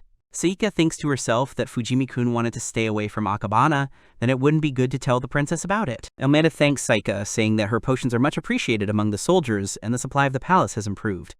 The girl asks Saika not to overexert herself, even though they called her without permission. Saika replies that she likes to experiment. She says that the princess' words helped her feel calmer. The girl asks if the princess is having trouble with the heroes. Elmida admits with a sigh that this is a very big problem. Elmida complains about the quarrels of the heroes, mistreatment of servants, robberies, thoughtless waste of supplies, and daily complaints from investors. She says the biggest problem is the lack of results. The heroes can't go beyond the 3rd level and don't even try to work together. Elmida apologizes for complaining. Saika replies with a smile that everything is fine. The girl says that the hero of the Azure Seas will arrive soon. She hopes for his team to join later. Saika strongly states that the production professions will provide the heroes with everything they need, and that she is already working on many useful items. The heroine offers the princess an aromatic oil, which she made together with the pharmacist and added to the bath. Elmida understands where the pleasant scent comes from. She thanks Saika, saying that the conversation helped her. Saika apologizes, saying that the name Ikushima-san is a bit awkward, and asks to be addressed more simply. Elmida agrees with a smile, calling her Saika. She screams in embarrassment. Saika, embarrassed, goes under the water and calls for help, saying that she has completely talked the princess. At this time, the one on the roof sneezes. Rosarina notices people downstairs saying that there are a lot of them there. The bandits are looking for him, swearing that he has disappeared again. Having run into bandits loitering near the hotel, he thinks that he has lost his guard a little. The hero reflects that although it is not a problem to defeat them, others will come after them, so it is better to avoid them. He remembers how Rosarina covered for him. Annalise apologizes for not monitoring the situation. He calms her down, saying that it's not her fault, because there are a lot of bandits in the city now. Rosarina asks what happened. He worriedly thinks that if this goes on, the hotel might get into trouble because of him. The girl suggests changing the hotel more often, because the paid month is coming to an end, and everything is fine with the money. Annalise sadly agrees that this is reasonable, although it is a pity, because the food here is delicious. He smiles awkwardly. He's wondering what to do. Everything is fine with Dungeon, but the bandits won't leave it alone. Rosarina enthusiastically suggests an ingenious solution. Smash all the bandits into splinters, and then her master will not have to hide. In a panic, he rejects her idea, saying that the 3 of them against the whole gang is too much, and that the master of the city would have dealt with them long ago. The hero thinks that the main problem hindering the cleanup is that the bandits have informants among the officials. Toy looks at his profession card. He thinks that if he uses it, he might be able to come up with something. The hero says that he has a great idea about bandits. He's going to use a skill from his new profession. He decides to try out the profession in the dungeon first tomorrow. Before that, he wants to upgrade his level and skill a little more. Annalise suggests getting out early. He wakes up and says he needs to buy some gear. The girl asks about his new profession. He replies that its name is a bit gloomy, and invites them to see for themselves. He activates the class change and appears in a new image. Profession: Assassin. The girls are shocked by the assassin class. He explains that by defeating the boss with an item, he accidentally fulfilled a special condition. He wonders how strong the assassin is. Among the initial skills are stealth and divine speed. Annalise says she has only heard of such professions by hearsay. She assumes that this is a criminal profession that automatically switches from thief. This is something from the shadow world, about which there is no data. Rosarina decides that he is going to cut out all the bandits. In a panic, he denies this, assuring that he did not intend to do this. He says that he is not interested in the combat power of the profession, but in a skill called stealth. He asks them to turn around for a minute. They turn around and see that he has disappeared and are calling for him in a panic. He appears behind them, saying that he is here. Toy explains that the stealth skill allows you to completely suppress your presence and become invisible, but it won't work if you're already being watched. Annalise understands that it is possible to move around in this state, so it is ideal for secret penetration. They ask suspiciously if he is going to use this skill in a sauna, calling it indecent. He screams in horror that this is a crime, and he would not like to get another profession. Annalise says she was joking. Annalise guesses that he is going to infiltrate the bandits, lair, and eliminate their leader. He replies that he doesn't want to be so reckless. The hero explains that even if it leads to revenge, it won't solve anything. It seems wrong to him to decide for everyone. He says he's actually going to break into the administration building. With the detailed analysis skill, he will be able to determine who is associated with the bandits. If you provide solid evidence, the landowner will take action himself. Toy believes that if the spies are exposed, the bandits will lose influence. The young man decides to devote a whole day to leveling up the assassin. He notes that this profession is just damn strong. The hero says that the skill hitting a vulnerable spot is dangerous.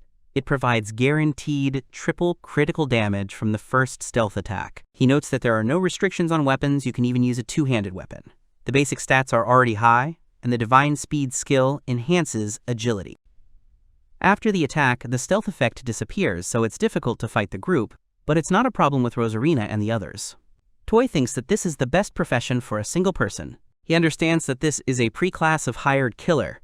The reputation will be the worst, so it must be kept secret. The young man upgraded the assassin to level 10. He says it's all right now. The next day, he snuck into the administration. He thinks he didn't expect to be in a stealth game in another world. He thinks that the main thing is not to reveal his face. If anything, he would always be able to escape with the help of divine speed. She is shocked that officials are not only working with bandits, but also taking bribes and embezzlement, and that you can do anything with personal cards. At 10th level, he gained the skills of passing through walls and erasing footprints. He thinks that this profession is outlawed altogether. The hero found the documents on the embezzled treasury. He says that this is not a theft, but a transfer to the authorities. If they check all the cards, they will identify all the spies. He understands that if he shows this to the head of the administration, he can hush it up.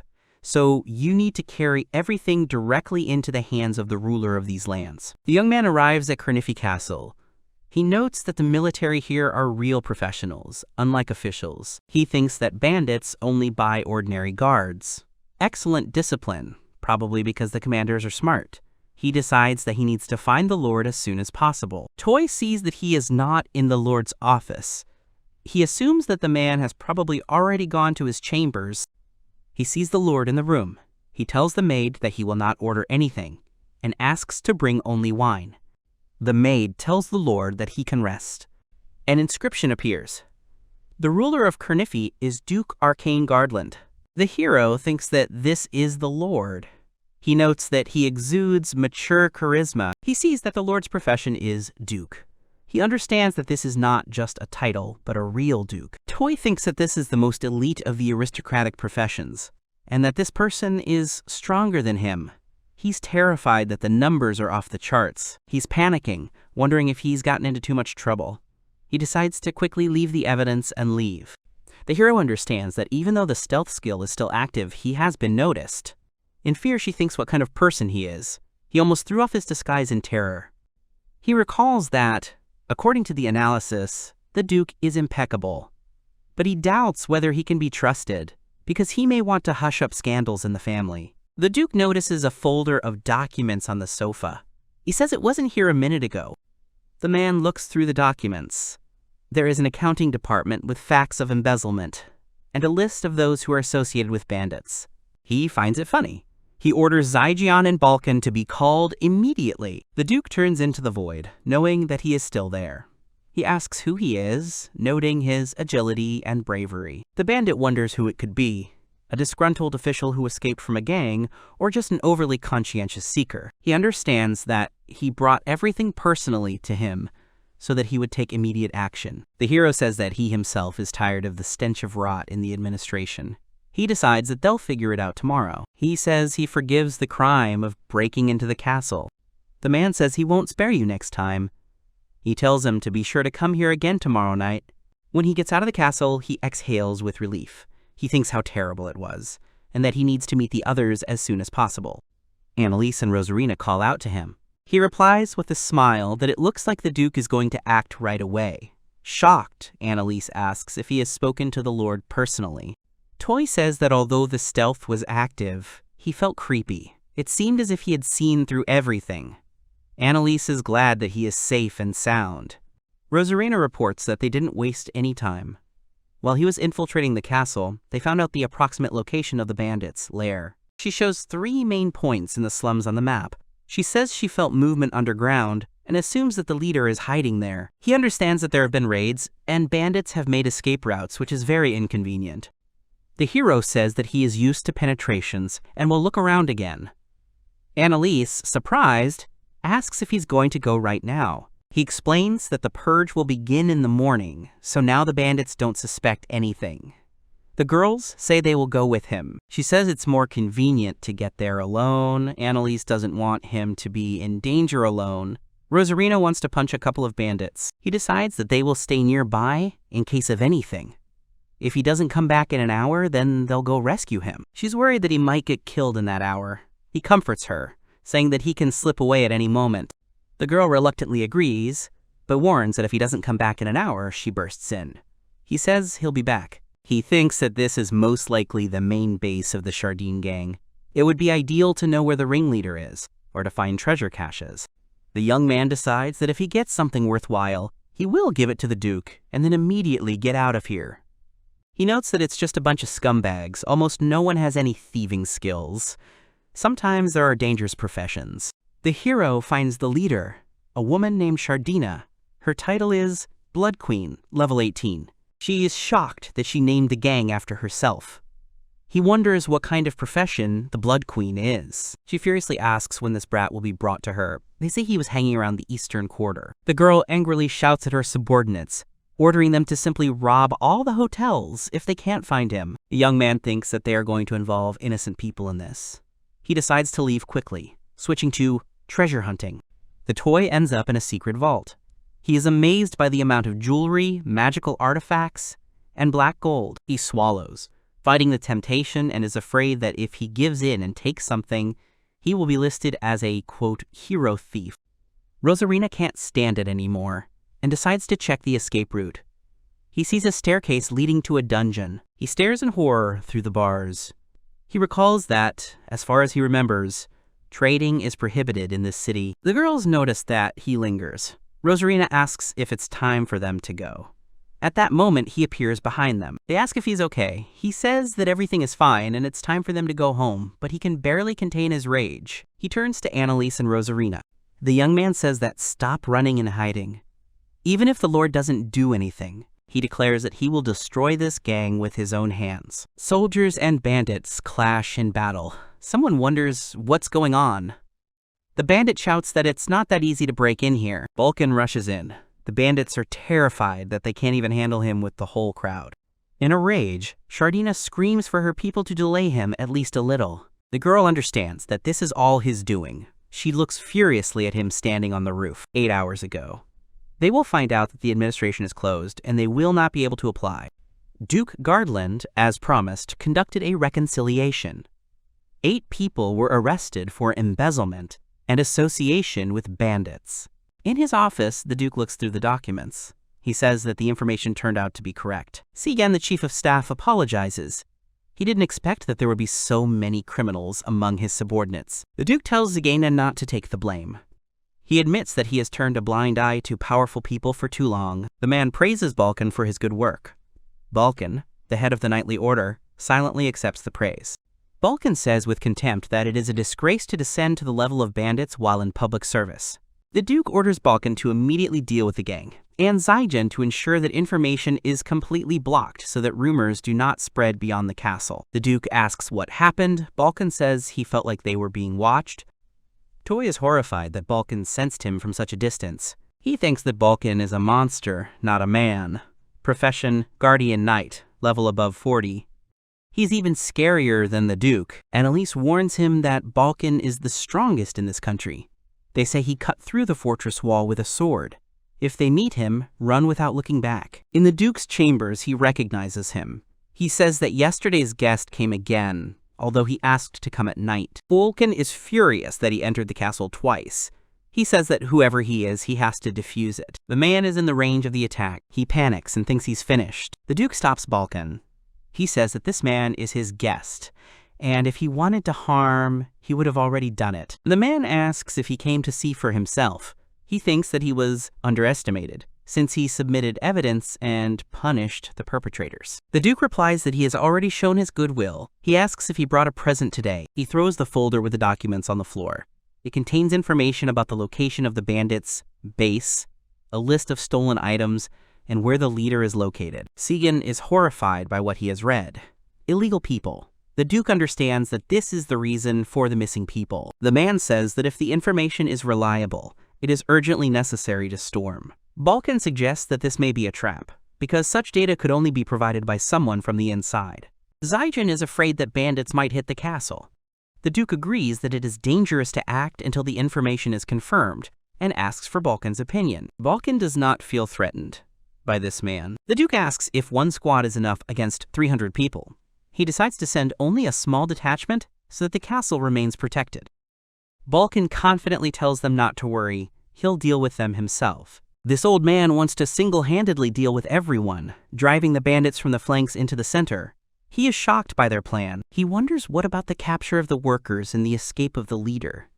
He realizes that they are discussing a plan, knowing that he can hear them. The young man curses the Duke's expression.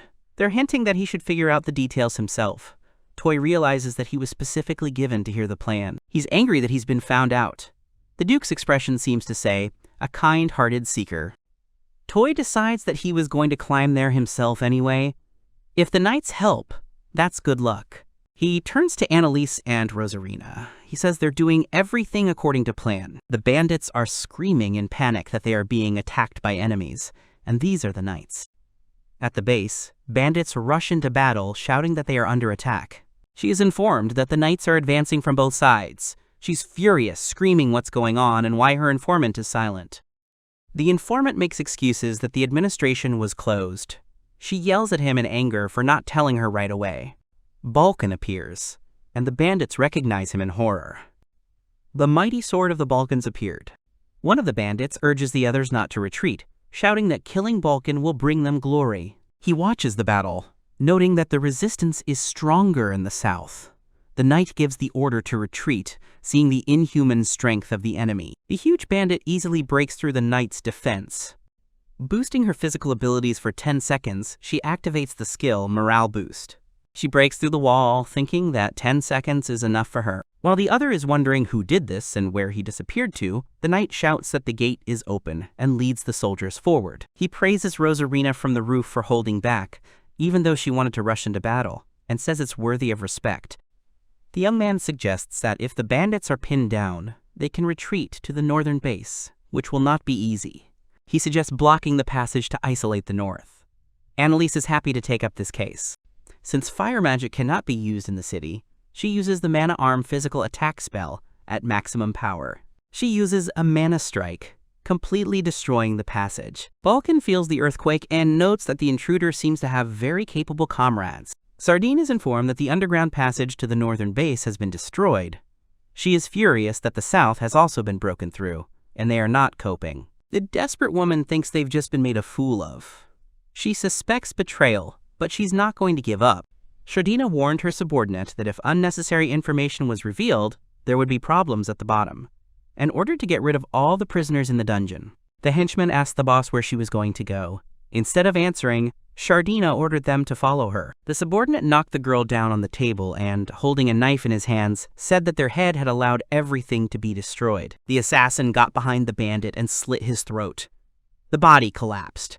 He told the prisoner that the knights would come to the rescue soon. He wanted to pat her on the head, but he didn't. Shardina and her men were walking through a secret passage. The men were carrying a heavy load and asked if the boss didn't want to help them with it. She ordered them to keep quiet and just follow her. They reached the stairs. Shardina said that if they climb it, they will be able to go outside. She turned around to hurry her subordinates, but she didn't see them. The head did not understand where they had disappeared to. She knew that her minions couldn't escape from her, thanks to her subjugation skill. The girl felt that there was someone else in the room. Shardina asked if her enemy really thought he could corner her. She activated her unmasking skill. The girl shouted that the assassin should not underestimate the great Shardina and threw a weapon towards Toy. The hero managed to cover himself with his sword. He understood that he was almost killed, but thanks to the quick equipment, he was able to save himself from the poison weapon. Shardina quickly ran away from him. Toy raced after her. He wasn't going to let her go, so he decided to take a shortcut through the wall. The assassin and the head of the bardo went out onto the roof. The girl was breathing heavily. She asked if he was the guy whose name was Toy. Shardina said that he had destroyed everything she had been building for years, and now she would have to reassemble the gang. Toy suggested that she start with the mines. He said that she could work off all her sins there over the years, and added that the girl might not even make it there because of her age. Shardina screamed that she would cut off his legs and arms. The assassin and the head of the gang ran at each other and each made a blow in the air, but the girl did not hit her enemy. The sardine retreated and fell from the roof onto the barrels. The head of the Knights Department approached her. The girl wanted to know who he was. He asked if she was the same sardine. Toy thought that Shardina was lonely, despite the fact that she was surrounded by her subordinates. The hero had those he could really rely on and those he could trust. Rosarina and Annalise called their master, who smiled at them. The Balkan was informed that the bases had been cleared and the children had been rescued. The man told the knights not to lose their vigilance until the end of the evacuation. The head of the Knights' Order admitted that Milord was right. The man also found him an interesting guy. It was the 30th day after the hero's rebirth. Shardina and her gang were destroyed a week ago. Public safety in the city has improved significantly. The hero's team was no longer being chased, so they decided to leave the hotel. The guys rented a house and made it their new base. She was going to fulfill her dream of taking a dip in the bathtub. Rosalina and Annalise jumped into the tub with him. The guy was surprised that they just went into his bathroom. The girls asked him not to be so shy. The witch offered to rub his back. A few days ago, the heroes visited the Golteo trading house. They asked the dealer to help them find a house for rent with a bathroom. The man said he had a great option. So the guys found a suitable place to live. However, when Toy saw the house, he asked if it was not too huge. The house had 3 floors, and it also had a garden. The hero said that this house was a real palace for him and his team. Golteo agreed with that. He said that previously this building belonged to a nobleman and was used by him as a country house. The man said that the house has a cellar and a wine cellar. The merchant said that after the recent problems with bandits, several nobles suddenly lost influence or moved to other cities, so such houses were sold to sellers at very favorable prices. The man said that the house needed a little cleaning, and for this, of course, they would need services. Toy wanted to give up such a huge mansion and servants, since the budget would not allow him, but Golteo did not think so. The man reminded that the team of heroes could reach the middle floors of the dungeon in just a month, and assured that building a reliable base with an eye to the future was a reasonable investment. Toy thought about it and mentally agreed with him. He thought that for someone who goes to the dungeon every day, the house is extremely important. Moreover, having a bath sounded tempting to him. The guy knew that the rent of the house and the salary of the services were about 80 grills per month. He had savings so he could cover this amount quite well. The hero decided that he would hunt bosses more often, while leveling up and earning money. Toy told Golteo that he was buying a house. The man thanked him for the purchase and shook his hand. He said that they would immediately begin preparations and asked to leave the selection of services to him. The hero thought that Golteo was an excellent merchant. Annalise told him that he had decided to take a very bold step. Rosalina was glad that they could train in the forest now. The next day, the boys met the servants. The head butler's name was Mondark. He was ready to do any job. His wife, Merlis, was standing next to him. The woman was engaged in cleaning and kitchen. Jewel was their son. He was in charge of the garden and renovation work. The hero greeted them and introduced himself. Golteo said that 3 servants would be enough for their house. He vouched for their work. Toy introduced Annalise and Rosaline. He asked to be treated with the same respect as himself. Moglark bowed and said they didn't have to use polite language with them. The hero found out that this family used to serve a noble family in another country. However, due to some circumstances, they recently moved here and agreed to a very reasonable payment. Toy did not expect that he would have his own butler. He told the servants that they could contact him at any time. Mondarch asked what Mr. Toy and Mrs. Annalise's eating habits were. The girl blushed and said that they misunderstood their relationship. Annalise protested and tried to explain that she was serving her. The girl asked them not to even dare to say that. The hero said that he is not picky about food. For him, quantity was the main thing, not quality. Toy asked to call his comrades by their first names. Rosalina, holding a confused Annalise in her arms, said that she eats a lot. Mondarch understood the request. The family of servants worked incredibly well in the house. Their attentiveness and culinary skills were top-notch. Toy noticed that there were a lot of empty rooms, so he offered Mondarch and his family to live in the mansion. The three of them had martial professions, so they would be safe at home, even when they were away. Toy's team's personal space was located on the 3rd floor. He gave the girls separate rooms, but in the end, they moved in with him anyway. The hero thought that, thanks to the magical artifact, even in another world, they could not comfortably use water and a kitchen. The utilities had to be paid with magic stones, so the costs were quite high. Standing on the balcony, Toy sighed. Annalise came up to him. She asked the gentleman if something was wrong. The hero said that he just wasn't quite used to living in such a huge mansion yet, and said that the house he used to live in was much smaller. The girl asked if he would return to his world if there was a chance. Toy replied that he now belongs to this world. Toy added that he did not want to live in a world without Annalise. Rosarina abruptly hugged her comrades and shouted that she had come to them.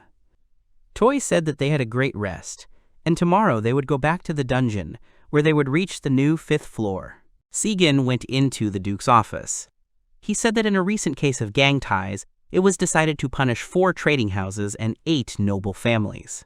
Arcane ordered the trading houses to be stripped of their rights and their property confiscated. Zikian asked what to do with the nobles. The Duke told them to destroy them all. He considered it such a lesson for the future. Arcane ordered their crime to be publicized, and the heads of families and their wives and children to be executed, as well as their adult sons. The man added that the women and children should be transferred to the temple. The Duke said that all relatives and related persons should be required to present personal cards. No exception should be made. Rekushin nodded. Arcane expected that there would be those who would object to such harshness, and he understood that this was inevitable. He said that safety is the main priority for the residents of this city. Zaijian promised that everything will be done. The Duke asked if they had found that assistant. The man replied that the intelligence service was still investigating, but there was one suitable candidate among the seekers of the city. Zaijin said that he appeared a month ago and introduced himself to the travelers by the name of Toy, but the image of this man was extremely vague. The man said that according to the testimony of the bandits, the guy was looking for a certain girl. Zaijian will inform you that this guy was registered in the guild as a 1st-level traveler. He went through the dungeons in a group of an elderly elf and a goblin. The Duke said that the intruder didn't look like a 1st-level novice. Arcane remembered Balkan's report about a strong magician and fighter, which meant that it was Toy's comrades who had powerful professions. Zaijin said that the guy has a skill that allows him to hide his appearance and profession, so either he had a criminal profession like an assassin, or he had some special skill close to it. Arcane understood that they could not assess his real strength, and it would be foolish for them to be at odds with him. A man wouldn't want to wake up with a knife in his back someday. However, it was strange for him that the intruder killed the leader but did not capture the gang, but allowed the knights to destroy it. The Duke was wondering what the guy was up to. Such behavior was insolent for the ruler of Kelniffy. He ordered Zaijian to continue careful surveillance until they found out Toy's true intentions. The boys reached the 5th floor of the Baldark dungeon. The hero noticed that the monsters of this level were cows, and the dungeon itself was spacious. Annalise explained that the cows in the maze attack in a straight line, so it's not difficult to deal with them, and the meat that falls out was delicious. The skin and horns were valued as a material. The girl said that the 5th floor was popular with mid-level seekers. The bull ran at Rosalina. He wanted to hit her with his horns, but she stopped the animal by catching them. The goblin grabbed the horns and flipped the bull onto its back. Toy was surprised that Rosalina was stronger than a cow. The girl said that the most important thing is to choose the moment. A piece of premium beef fell out of the animal. Annalise attacked the cow with fire, saying that there was plenty of room in the dungeon to use magic. The girl noticed that the smell of fried meat quickly causes an appetite. The witch warned the gentleman that a bull was running at him from behind. Toy managed to jump up, avoiding the blow. The animal ran past and hit a rock. The horn fell out due to the impact. The cow laid a rock, behind which the heroes found a secret chest. Toy now expected that if he was lucky enough to get the animal to the right place, he could get a reward. He asked Annalise to check the chest, and said that if it was a trap, they would be able to deal with it with the assassin's skill. The girl said that there was no lock on the box. Besides, it didn't look like a trap. The witch had a strange feeling. She told them to move away, and she would open the chest with Manaruka. The boys hid behind a rock while a huge, magical hand opened the box. Annalise came closer when nothing came out of the chest. It was empty. Toy wanted to stop her, but the black tentacles came out and grabbed the girl. The guy cut off the tentacles and freed the witch from them. Rosalina ran away and closed the trunk with her foot. It was hard, which made the goblin's leg hurt. Toy wanted to cut the chest in half, but noticed that Mithril couldn't harm him. The monster had tremendous physical protection and vitality. The hero and the goblin took turns hitting the enemy. They noticed that the chest was calm while being attacked. Annalise said she would deal with the opponent herself. She asked her comrades to move away and warned that she was shooting a fire arrow. The girl hit the monster right. The chest began to burn. The heroes noticed that he was weak to magic and mouth attacks. He praised the witch. The girl admitted that it was the first time she had encountered such a monster. After they defeated the chest, Rosalina noticed that something had fallen out of it. Annalise picked up the book and said that it was a grimoire, an item for changing professions. Toy didn't know that items like the magic book existed to change professions. He decided to look at the detailed evaluation of the item and found out that it was being sold for a very high price. The guy said they could sell it and get a fortune. The witch noticed that in regions where there is no dungeon, it will cost even more. Magic books were one of the items that all the dungeon seekers were after. Such things could make a fortune. Toy remembered how Annalise had told him that she had once been a swordsman. He asked if the girl had become a magician because of the magic book. Dunya said that she accidentally found such a book at the beginning of her journey. Annalise said that in their group it was decided that whoever finds the book first will use it. In the beginning, she was a little hesitant about selling it or not, but eventually decided to change her profession from swordsman to magician. The girl believed that the magical profession was worth it. There were many professions that could be used in the dungeon. As a soldier or as a craftsman, she was appreciated everywhere. He asked if magic could be learned but not memorized. Annalise explained that magic is a skill and only magical professions could use it, and to get the right professions, you had to go through a very difficult path. She had heard that someone who had the ability had to study in specialized institutions for at least 10 years. The girl added that only nobles or rich people could become a magician, so she, as an ordinary person, was able to find a chance in the dungeon. Toy realized that now he had a chance to become a magician. He was determined to become a magician. The guy understood that only he had to change his profession himself.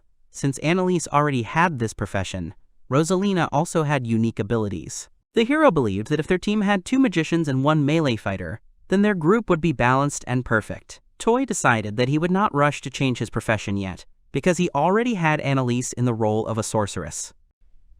While the guy is thinking about the magic book, Rosalina defeated the 5th level boss, the Labyrinth Bull. The heroes came out of the dungeon and sold the materials from the 5th level at a good price.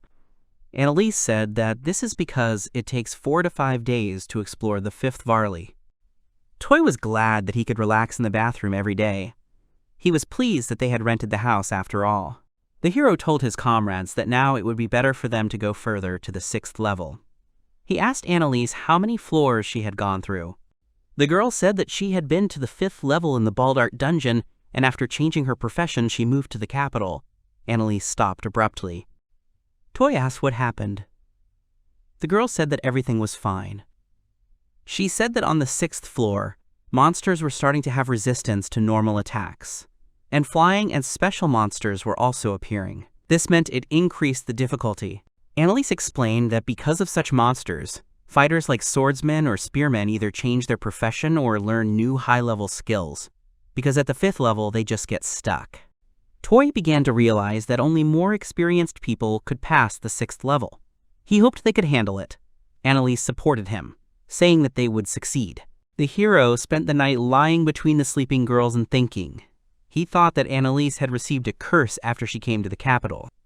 Although he was curious about what had happened to her, he wasn't going to force her to tell him. Toy himself was never going to approach the capital, where his enemies were located. He would like to erase their faces from his memory. However, on the other hand, the guy couldn't say that he didn't need anyone. He remembered Sayaka, and then assumed that he would never see his classmates again. The guys arrived at the 6th floor of the Baldarg dungeon. Toy noticed that the dungeon was spacious and had a high ceiling. He was wondering what they would meet this time. In the distance, he saw something flying at them. It was a stone monster, a gargoyle of the 18th level. Rosalina kicked at the monster's wing. Upon landing, she said that the monster was as solid as a rock. Toy understood that it would be difficult for them to fight, since their enemy was flying and had resistance to physical attacks. His profession of assassin was useless. Toy changed his appearance to a hero with a two-handed sword. He asked Rosaline to try using, quote, fighting spirit. The guy attacked the gargoyle with a bastard slash, and Rosalina with a fiery fighting fist. The stone monsters were collapsing. Toy noticed that some of the special attacks were successful. Annalise said that magic also worked well on monsters. The hero tried to cheer up the team, but they were immediately surrounded by a pack of gargoyles. Rosalina screamed that there were too many of them. Toy noticed that due to the reset from skill cooldown and mana consumption, it was difficult for the three of them to fight. The hero suggested that the team retreat to the entrance to recover. When they moved away from the battlefield, Toy sighed heavily. He admitted that it is difficult to fight with a lot of enemies. Although the guy thought that they could handle the enemies with Annalise's magic, he decided to use the magic book anyway. The witch said it was a good idea. The girl added that she would be glad if she became a magician like her. She asked if he liked the idea himself. The guy agreed. Toy opened the book from which the magic symbols were coming out. He had the feeling that they were in his head. The guy saw the conditions for obtaining and still decided to try to change his profession. As a result, the hero received a master's degree. Annalise was surprised. Toy assumed that the magister was something other than a magician. Annalise didn't know. She had heard that sometimes the profession of a sorcerer falls out, but this was the first time she found out about the master. The young man decided to check the information. He found out that there was a low probability of getting the quote, quote, quote, quote, quote, quote, quote, quote, quote, quote, quote, quote, quote, quote, quote, quote. He was wondering if he was lucky again. Annalise confirmed it. Now Toy wanted to find out if the new profession would be useful in fighting gargoyles. The guy realized that Magister is a profession for enhancing magic. He upgraded Rosaline's fire magic to a fire attribute. Toy could give an ally bonuses to abilities or attributes, which meant that he was actually a buffer. The hero could also use the boost buff. After that, Rosalina could run fast. Toy could apply several different types of power-ups. Rosalina destroyed several gargoyles with one fiery kick. The hero noticed that now the girl could handle it perfectly on her own. Although he expected another magical profession, the Magister was a good alternative. Thus, he could be different from Annalise. The guy noticed that his own combat capability was almost zero. Everything now depended on his allies. He thought it would be a little difficult for the three of them in the dungeon. In the system, the hero found a life buff and decided to try it. He took the stone and put it on the ground. A small golem immediately grew out of it. Toy reinforced Iwacha and ordered the golem to attack, but with such a small level, he just fell apart. He suggested using the life buff as a distraction. Rosalina said they should practice at their leisure. With new boosts, the team went to the dungeon and fought monsters. At the end of the fight, Toy said that their level had been upgraded. He sighed and said they were done for the day. From the 5th level, they received good materials. The team decided to use them at home. Toy also received a rare item, the stone turning point. Although the tip wasn't the sharpest, it was highly likely to turn an enemy into stone upon impact. The hero imagined how he would use this blade with an assassin. Annalise was thrilled that this point could turn into stone. The guys came out of the dungeon and went to exchange loot for money. The girl was removed to see F-ranked magic stones. She remembered how the same team had brought materials from the 4th level last time. The girl asked if they had already reached the 6th floor. Toy awkwardly replied that they had accidentally gone to the 6th floor thanks to an experienced friend. The employee advised them to be careful. She warned that they, the three beauties, were well known in the city. He was pleased with the news, and after he saw how the guy started flirting with his girls, and quickly pulled them out of there. The hero said that even though they tried to avoid contact with people in the dungeon, however, rumors still spread through the city. Annalise assumed that this was because they had been submitting materials too often lately. Toy said that they had extra money today, so they could go somewhere and have a drink. He had already warned the servants that they would eat somewhere outside the house. The girls agreed. The guys came to the Sinnoh tavern and ordered stewed chicken. They bumped mugs and thanked each other for the day. A man approached them and asked them to give him a moment of attention. Toy did not understand when this man managed to approach them, and did not know who he was. The man introduced himself as Duke Huldren's servant. He said that they are looking for talented seekers, and turned to those who have shown themselves. The hero wondered if they wanted to recruit him as a soldier. He did not understand how these people knew his name, and then assumed that they had read it from the records in the guild. The guy knew that when the level rises, I start calling for the army. The servant asked if he didn't want to come into the government to talk. It was strange for Toy that they turned to him, even though according to the records, Rosalina and Annalise were above the level.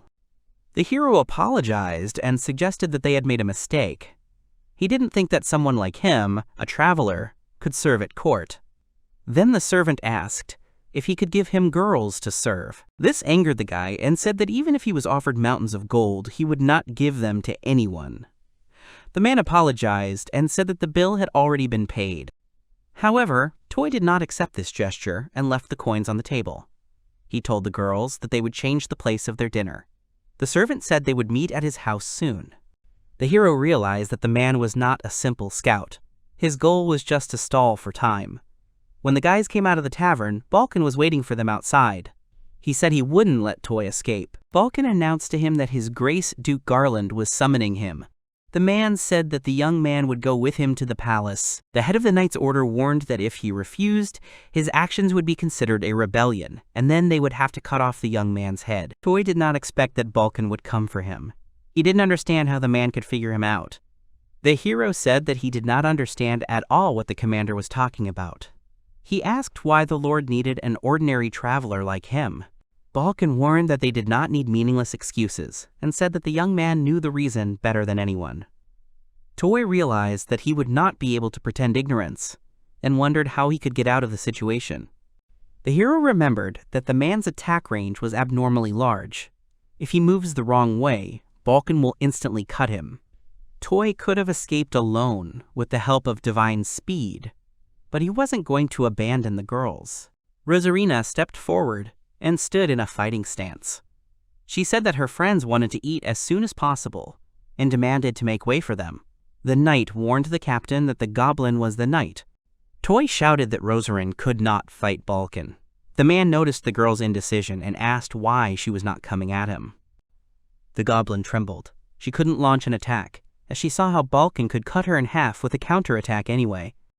Toy also understood that no matter how strong Rosarina was, she couldn't defeat an opponent almost 3 times her level. The young man wanted to put up with it, but Annalise distracted him. She quietly said that she would try to restrain Balkan with all her might, and they would use this world to break through. The girl told them not to stop and to leave the city. The elf said that if the owner was taken away now, he would probably be imprisoned, or, in the worst case, executed. She warned that for the Lord, his existence is a threat equal to a band of robbers. Annalise said that the Duke wants to eliminate Toy before the Master gets out of control. She supposed that was how the Lord reasoned. The magician came forward and told Rosarina to take care of the Master. Toy knew that the girl would not hesitate to give her life for him, and Balkan would not show mercy if the Duke ordered it. The guy decided not to run away anymore and said with a smile that he would come to the Lord personally. The hero added that there was just a misunderstanding, so it's better for them to discuss everything directly. He asked if they needed him alone. Balkan confirmed it. Annalise wanted to stop him, but Toy assured her that everything would be fine and asked her to wait for him at home. Finally, he said that if he stayed late, the girls would have to talk to Gorteo. Toy's file was checked before entering the mansion. The hero thought that in case of danger, he would escape with the help of skills, But if he was declared a criminal, the girls could also be accused. The guy didn't understand what Duke Gardaland was thinking at all. Before entering the Lord's office, Toy confessed that he was poorly versed in etiquette. Balkan said his lordship didn't care. Arcane Gardaland was waiting for him in the office. He greeted him and introduced himself. The man complained that it was hard for him to believe that someone with such thin arms could defeat a sardine. The young man said that he did not understand why he had been summoned. The man came closer to the hero. His assistant warned the Duke to be careful around Toy. Arcane said that the guy commanded Gardaland well, as if with his own hands and feet, and added that even the royal house could not do that. Toy repeated that he had no idea what he was talking about. He was afraid. He felt like he was going to be stabbed. The Lord said he would get to the point. Gardaland announced that the young man was entitled to a reward. He explained that without his help, the bandit gang would not have been defeated. Toy provided them with evidence of corruption, information from the inside, and helped with the assault. The Duke said that if, after such preparation, an outsider was not given forgiveness, then the knights would not understand. The man added that the young man's wishes were not important, and he should just accept the award. The hero imagined that they feel their merits, but at the same time, they are rewarded. Fleur said he had to tell Count Segan the amount he wanted. Toy assumed that the Lord simply did not want to remain proper, and noticed that he was a very punctual person. The young man thought it would be easier for them to just finish him off. The hero refused the money. He asked Gardaland to compensate the victims of the robbers and reward the knights who had given their strength to this cause. The Duke sighed and said that it had already been done a long time ago, and recalled the treasure trove of the sardines. He asked if the young man knew about it. The man asked if the young man wouldn't take the money anyway. Toy said that as a seeker, he earns his own money in the dungeons. Balkan laughed and told the Lord to listen to how boldly the young man was talking to him. Gardaland decided to give him a different reward. The man announced that he was elevating the Toy Seeker to the rank of honorary baron. The hero couldn't believe that he could become a noble. Arcane asked the Count to immediately prepare the papers and teach the impudent young man the basics of noble honor. Segan said he would do everything, and Toy was advised to accept the fact that he refused the money. Rosarina and Annalise met the owner near the mansion. Toy, trembling, approached the girls. The elf asked if he was okay. The guy nodded. The goblin asked what happened to him. The magician noticed that he was pale and tired. Rosarina grabbed Toy, carrying him urgently to the bathroom to warm up. She threw it right into the water. After the water treatments, the young man woke up on Annalise's lap. He apologized to the words and the comrades. Toy said that his brain had overheated, and assured him that everything was fine with him now. The magician said they were afraid he wouldn't come back to them. Hero, I'm sorry for bothering you. The girl asked what had happened at the Duke's. The gentleman said that he had become a nobleman.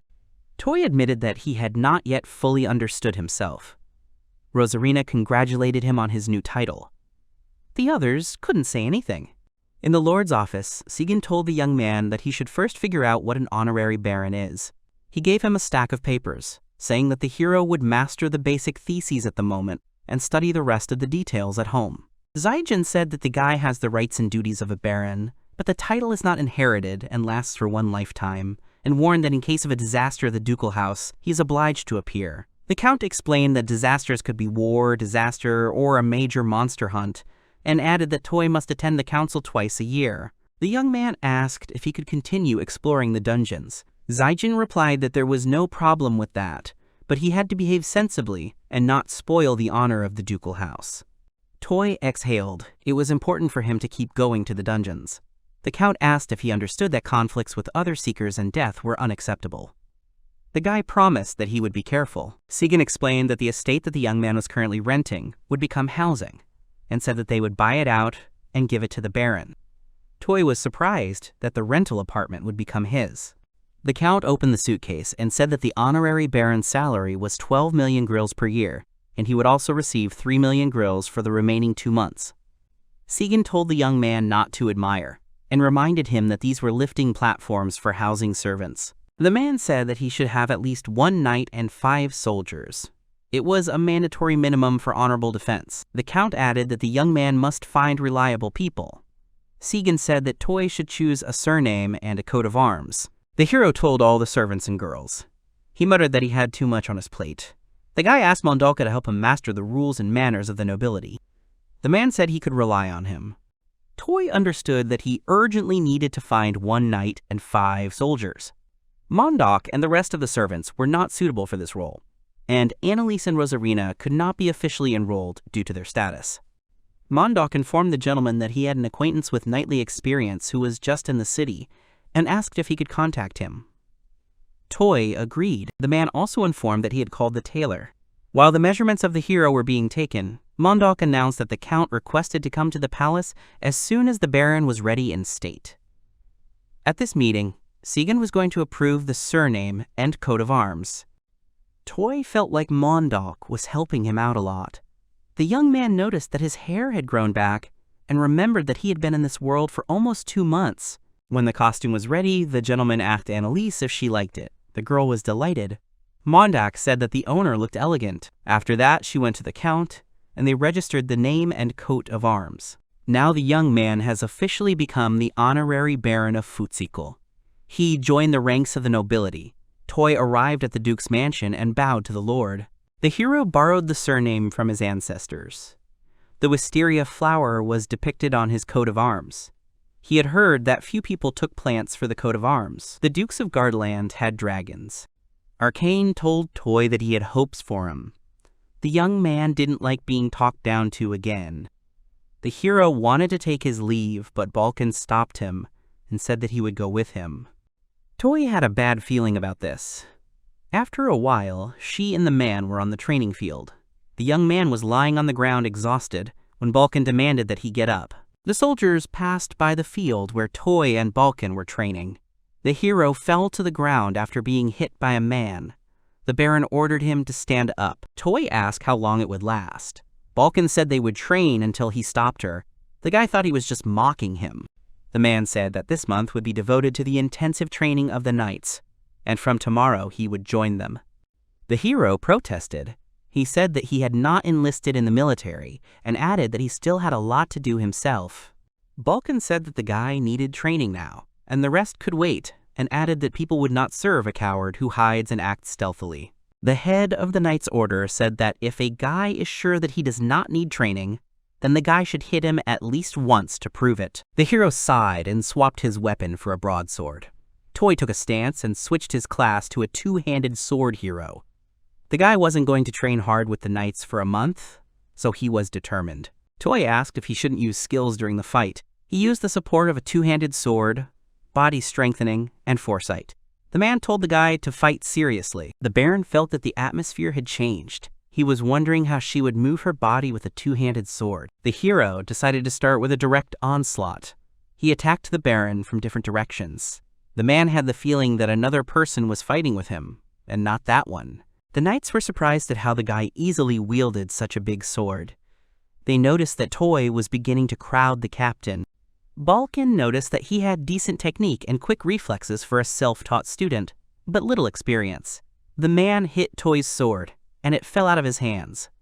Then the hero decided to attack the Baron in the air by jumping up.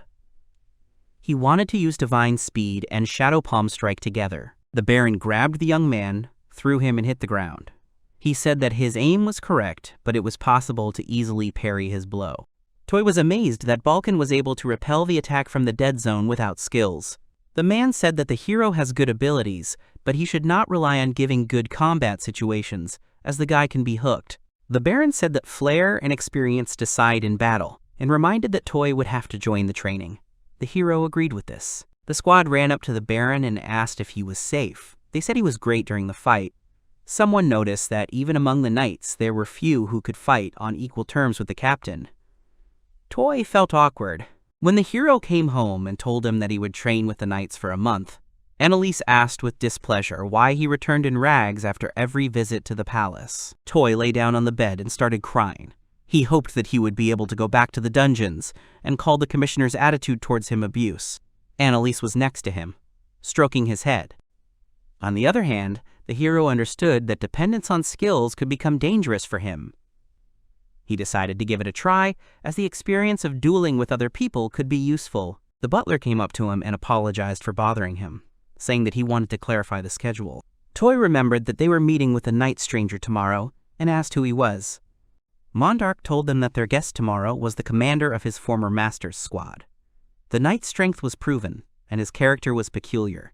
It was exciting to think about the knight's interview. He decided to drink a potion to look fresh and bruise-free at the meeting. Annalise helped him with this. She was working on her wounds. The girl assured him that everything would be fine and reminded him that it was the Lord who chose the knight. Annalise thought that if she stayed herself, then everything would be fine. The next day, the hero greeted the guest in a suit. He immediately noticed that the knight was formidable in size. Ganderbaan greeted the gentleman. I also remembered that I had seen this bear beast somewhere before. The hero realized that the leader of the Beastman party was standing in front of him, who was picking on Rosaline at the boss door. Ganderbaan also remembered Toy in the dungeon and asked if he was the same Baron Futiko.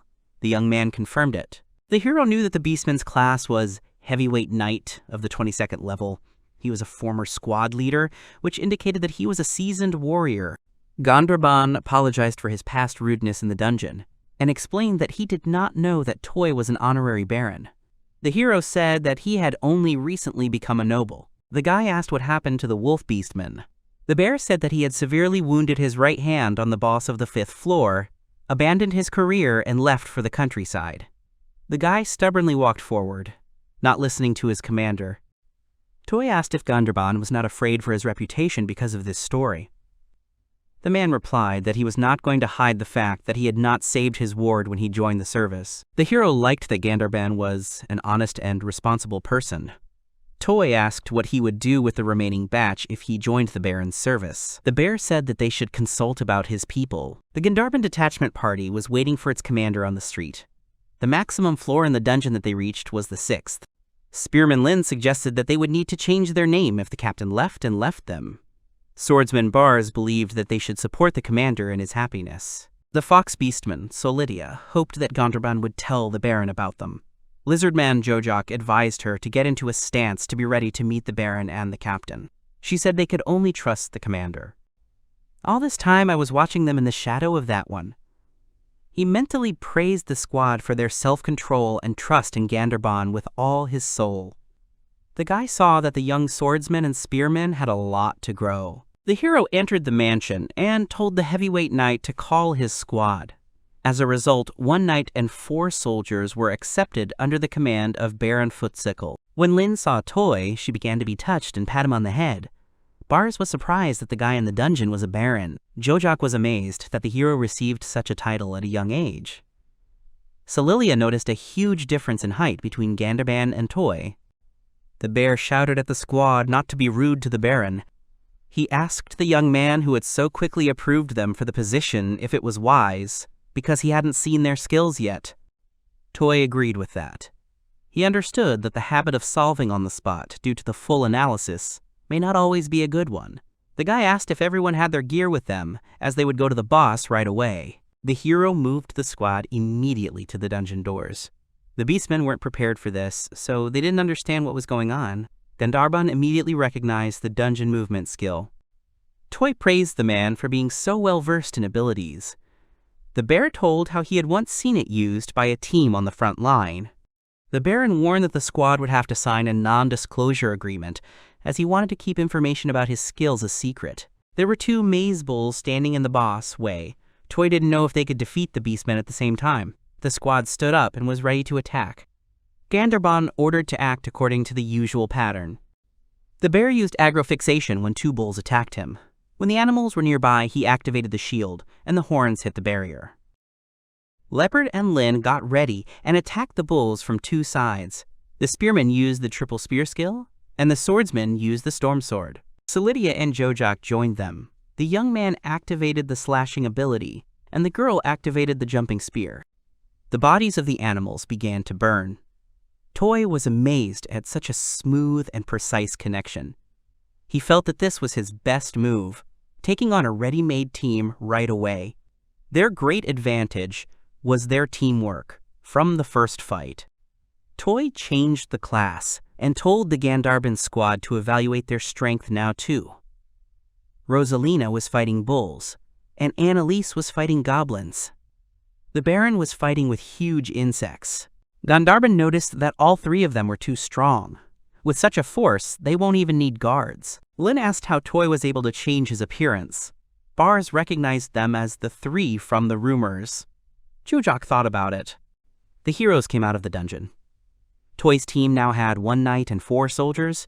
However, he wanted to recruit another soldier. He remembered that Rosarina was a willing debtor prisoner. When the master pays off the debt, he will be able to release her. Toy saw how strong she was and how good she was at dealing with bandits. He wanted to give Annalise freedom too. The hero decided to talk to Zijin about this. Toy understood that since he had become a noble, he had to do his best. Suddenly, the guy remembered that he had a hell of a training session with the instructor tomorrow. Gandharban said they would go with him. Meanwhile, in the castle, the princess displeased called Akaba. The guy was irritable. Ermerda did not understand how Akaba could leave a wounded comrade to die in a dungeon, and asked how he could even call himself a hero after that. The guy told the girl to shut up. He thought she was making a fuss over some low-grade assistant. Akaba said that the most important thing was that he, the hero, returned alive, and asked if she had a problem with that.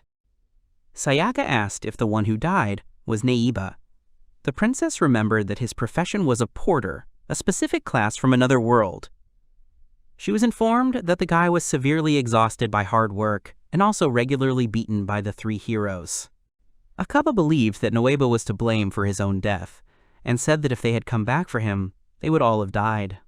The guy added that they would not go back to the dungeon. 8 hours ago, when the squad was in the dungeon, the heroes were falling down from exhaustion. They reached the boss's room and stopped to rest.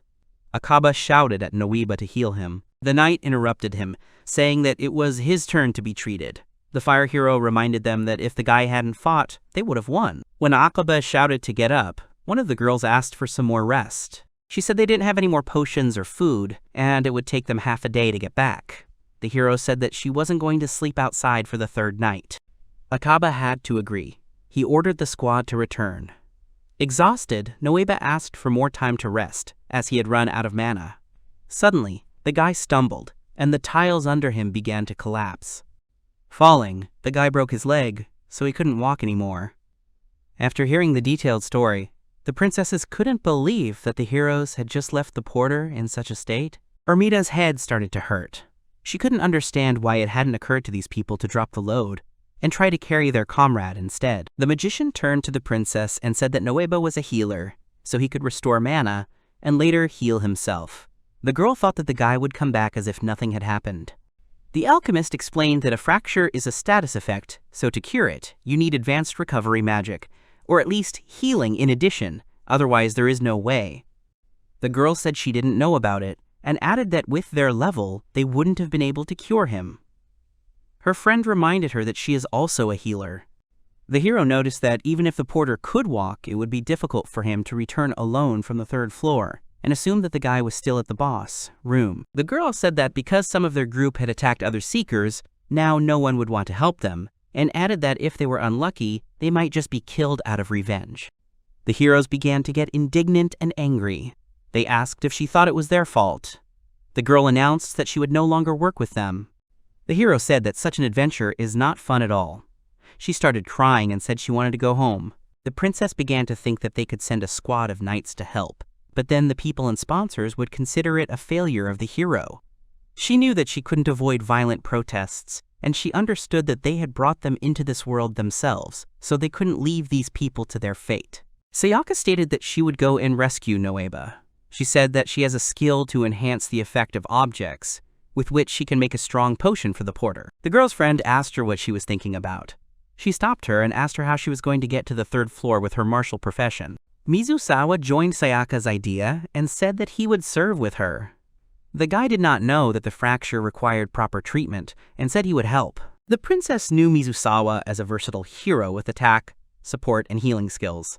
Besides, he had medical knowledge from the old world. The girl said it was great news and asked if he would be okay, because he had just returned from a hike. Mizusawa assured me that everything was fine. He said that they were only on the 1st floor so they didn't feel tired, and added that, in any case, they were going to go to the 3rd floor the day after tomorrow. Akaba was angry at the way the hero of the Blue Sea behaved. Mizusawa wasn't sure if they could safely get a non-combat team member there, so he asked the alchemist what her level was. Sayaka said that she reached level 18 yesterday. All the heroes present were not expecting such an answer. The girl said that her stats were pretty high. She had practiced using combat throwing objects, so she was confident that she would not let the team down. Mizusawa said they would form a small group for speed and leave immediately after the training camp. Sayaka's friend started to worry about her. She didn't understand why she, an artisan, would take such a risk. The girl admitted that she couldn't stand it if something happened to her. Sayaka replied that she would definitely come back. The alchemist looked at the princess and nodded. A squad led by the hero of the Blue Sea went to the dungeon to rescue Noebi. Sayaka wasn't going to turn away anymore. She thought Fujii would have done the same if he had been with them. The heroes fought monsters. Noeba recalled how he was bullied at school. He thought that even in the new world, nothing had changed. The guy was helpless in front of his abusers. He was sure that help would not come for him. Noeba suddenly woke up and saw Sayaka, who was glad that the guy had woken up. The hero of the Blue Sea was also nearby. The hero said that they had come to save him. He advised him to drink water, as the porter was severely dehydrated. The young man could not believe that they had really come for him. Mizusawa told Noeba to be grateful to Sayaka. It was her potions that helped him survive and heal his wounds. The porter began to cry and thanked the heroes for saving him. This incident has completely ruined Akaba's reputation. His team was divided into 3 groups. Now the 4 heroes were acting separately and openly feuding. At that time, Toi participated in training with the knights, where he was tormented by an evil instructor. Fortunately, after the arrival of the muscular Ganderban and Rosarina, the direct fights with Balkan were reduced.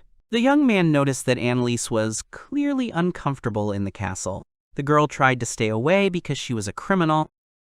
The hero found her on the street and invited her to go to lunch together. Annalise wanted to agree, but she also didn't want to inconvenience the master. The girl was about to say that she still had work to do, but the guy took her hand. Toi said he didn't care what the others said, as he wanted to be with her, and added that the knight still remembered how she had helped defeat the bandits. When the Baron met with Zaijian, the man said that freeing the goblin from slavery would not be a problem. However, the situation was more complicated with the elf, since she was a slave of a second-rate criminal. Segan suggested that the Duke could release her by his decree, but society would not understand if it was not a reward or punishment. The man remembered that the girl was cursed with aging, which caused the accident. He understood that then it was possible to talk about mitigation of punishment. Zaijin promised that she would report this to the Duke and advised the hero to return to training. A blow from Ganderban's shield brought Toi out of his thoughts. The man told the owner not to be distracted. The hero thought that although the bear was cruel, it was still better than the Balkan. Rosalina and the instructor were training behind them. She activated her skill and said she would fight with her full strength. Balkan noticed that she also had a fighting spirit. The girl felt that her opponent had a wild fighting spirit, but she was determined not to back down. Rosaline's fist and Balkan's sword met each other. Toi thought they were incredible. The hero's weekdays were spent in training, and on weekends he and his squad went to the dungeon to fight bosses. Toi told the Beastmen that they would make 5 more rounds of the floors. The squad considered the Baron to be another evil coach. The hero has upgraded his class to a rare swordmaster. He had fulfilled the hidden conditions of defeating bosses long ago, and training had made this class available. The swordmaster was incredibly strong. The young man noticed that his skills included counterattacks, precision strikes, and self-support. It was useful for him to alternate abilities. With their help, Toi could immediately defeat cows on the floors. The guy thought that being officially listed as a traveler sounded undignified, so he decided to fix the class change specifically at the temple, which cost him 200,000 yen. Toi has now officially become the Baron of the Swordmaster's box office. When he met Balkan, he noticed that people were looking at him with admiration. Annalise trained with the magicians attached to the Knight Order.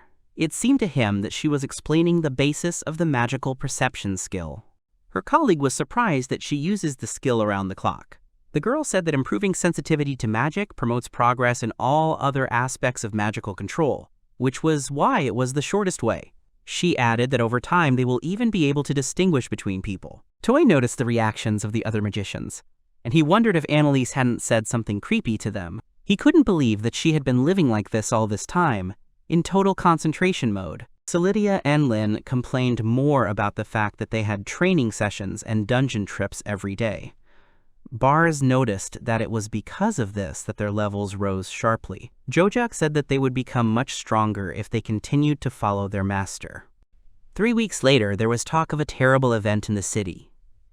In the entertainment district of the city, the murders of girls took place one after another. The victims' throats were slit. Over the past month, the number of people killed has exceeded 10. Because of this, the knights were urgently sent to patrol the city, and the training ended a week earlier. Balkan announced that the intensive training of the Futsal was completed, and added that they would continue it if necessary. The man ordered the squad to start patrolling. Toy confessed to Annalise that although he was happy about the end of training, he was worried about serial murders. The hero was asked to go to the Duke. In the office, Arcane thanked Toy for participating in the training. He noticed that the young man had already recruited people for himself, and said that Zygon had already reported to him about the case of his companions. The man said that he could not give him a definitive answer yet, but promised that he would make efforts to do so. The Duke said he wanted to talk about the recent murders known as the Nest Thug case. He understood that Toy might not have heard about it, since he had recently arrived in the city. Arcane said that more than 10 years ago in Elknife, the serial killer Nest was executed for the murders of 8 girls. The man noticed that a murder was happening again with the same handwriting. The Duke said there were already more than 10 victims this time. He believed that this was the work of a professional killer.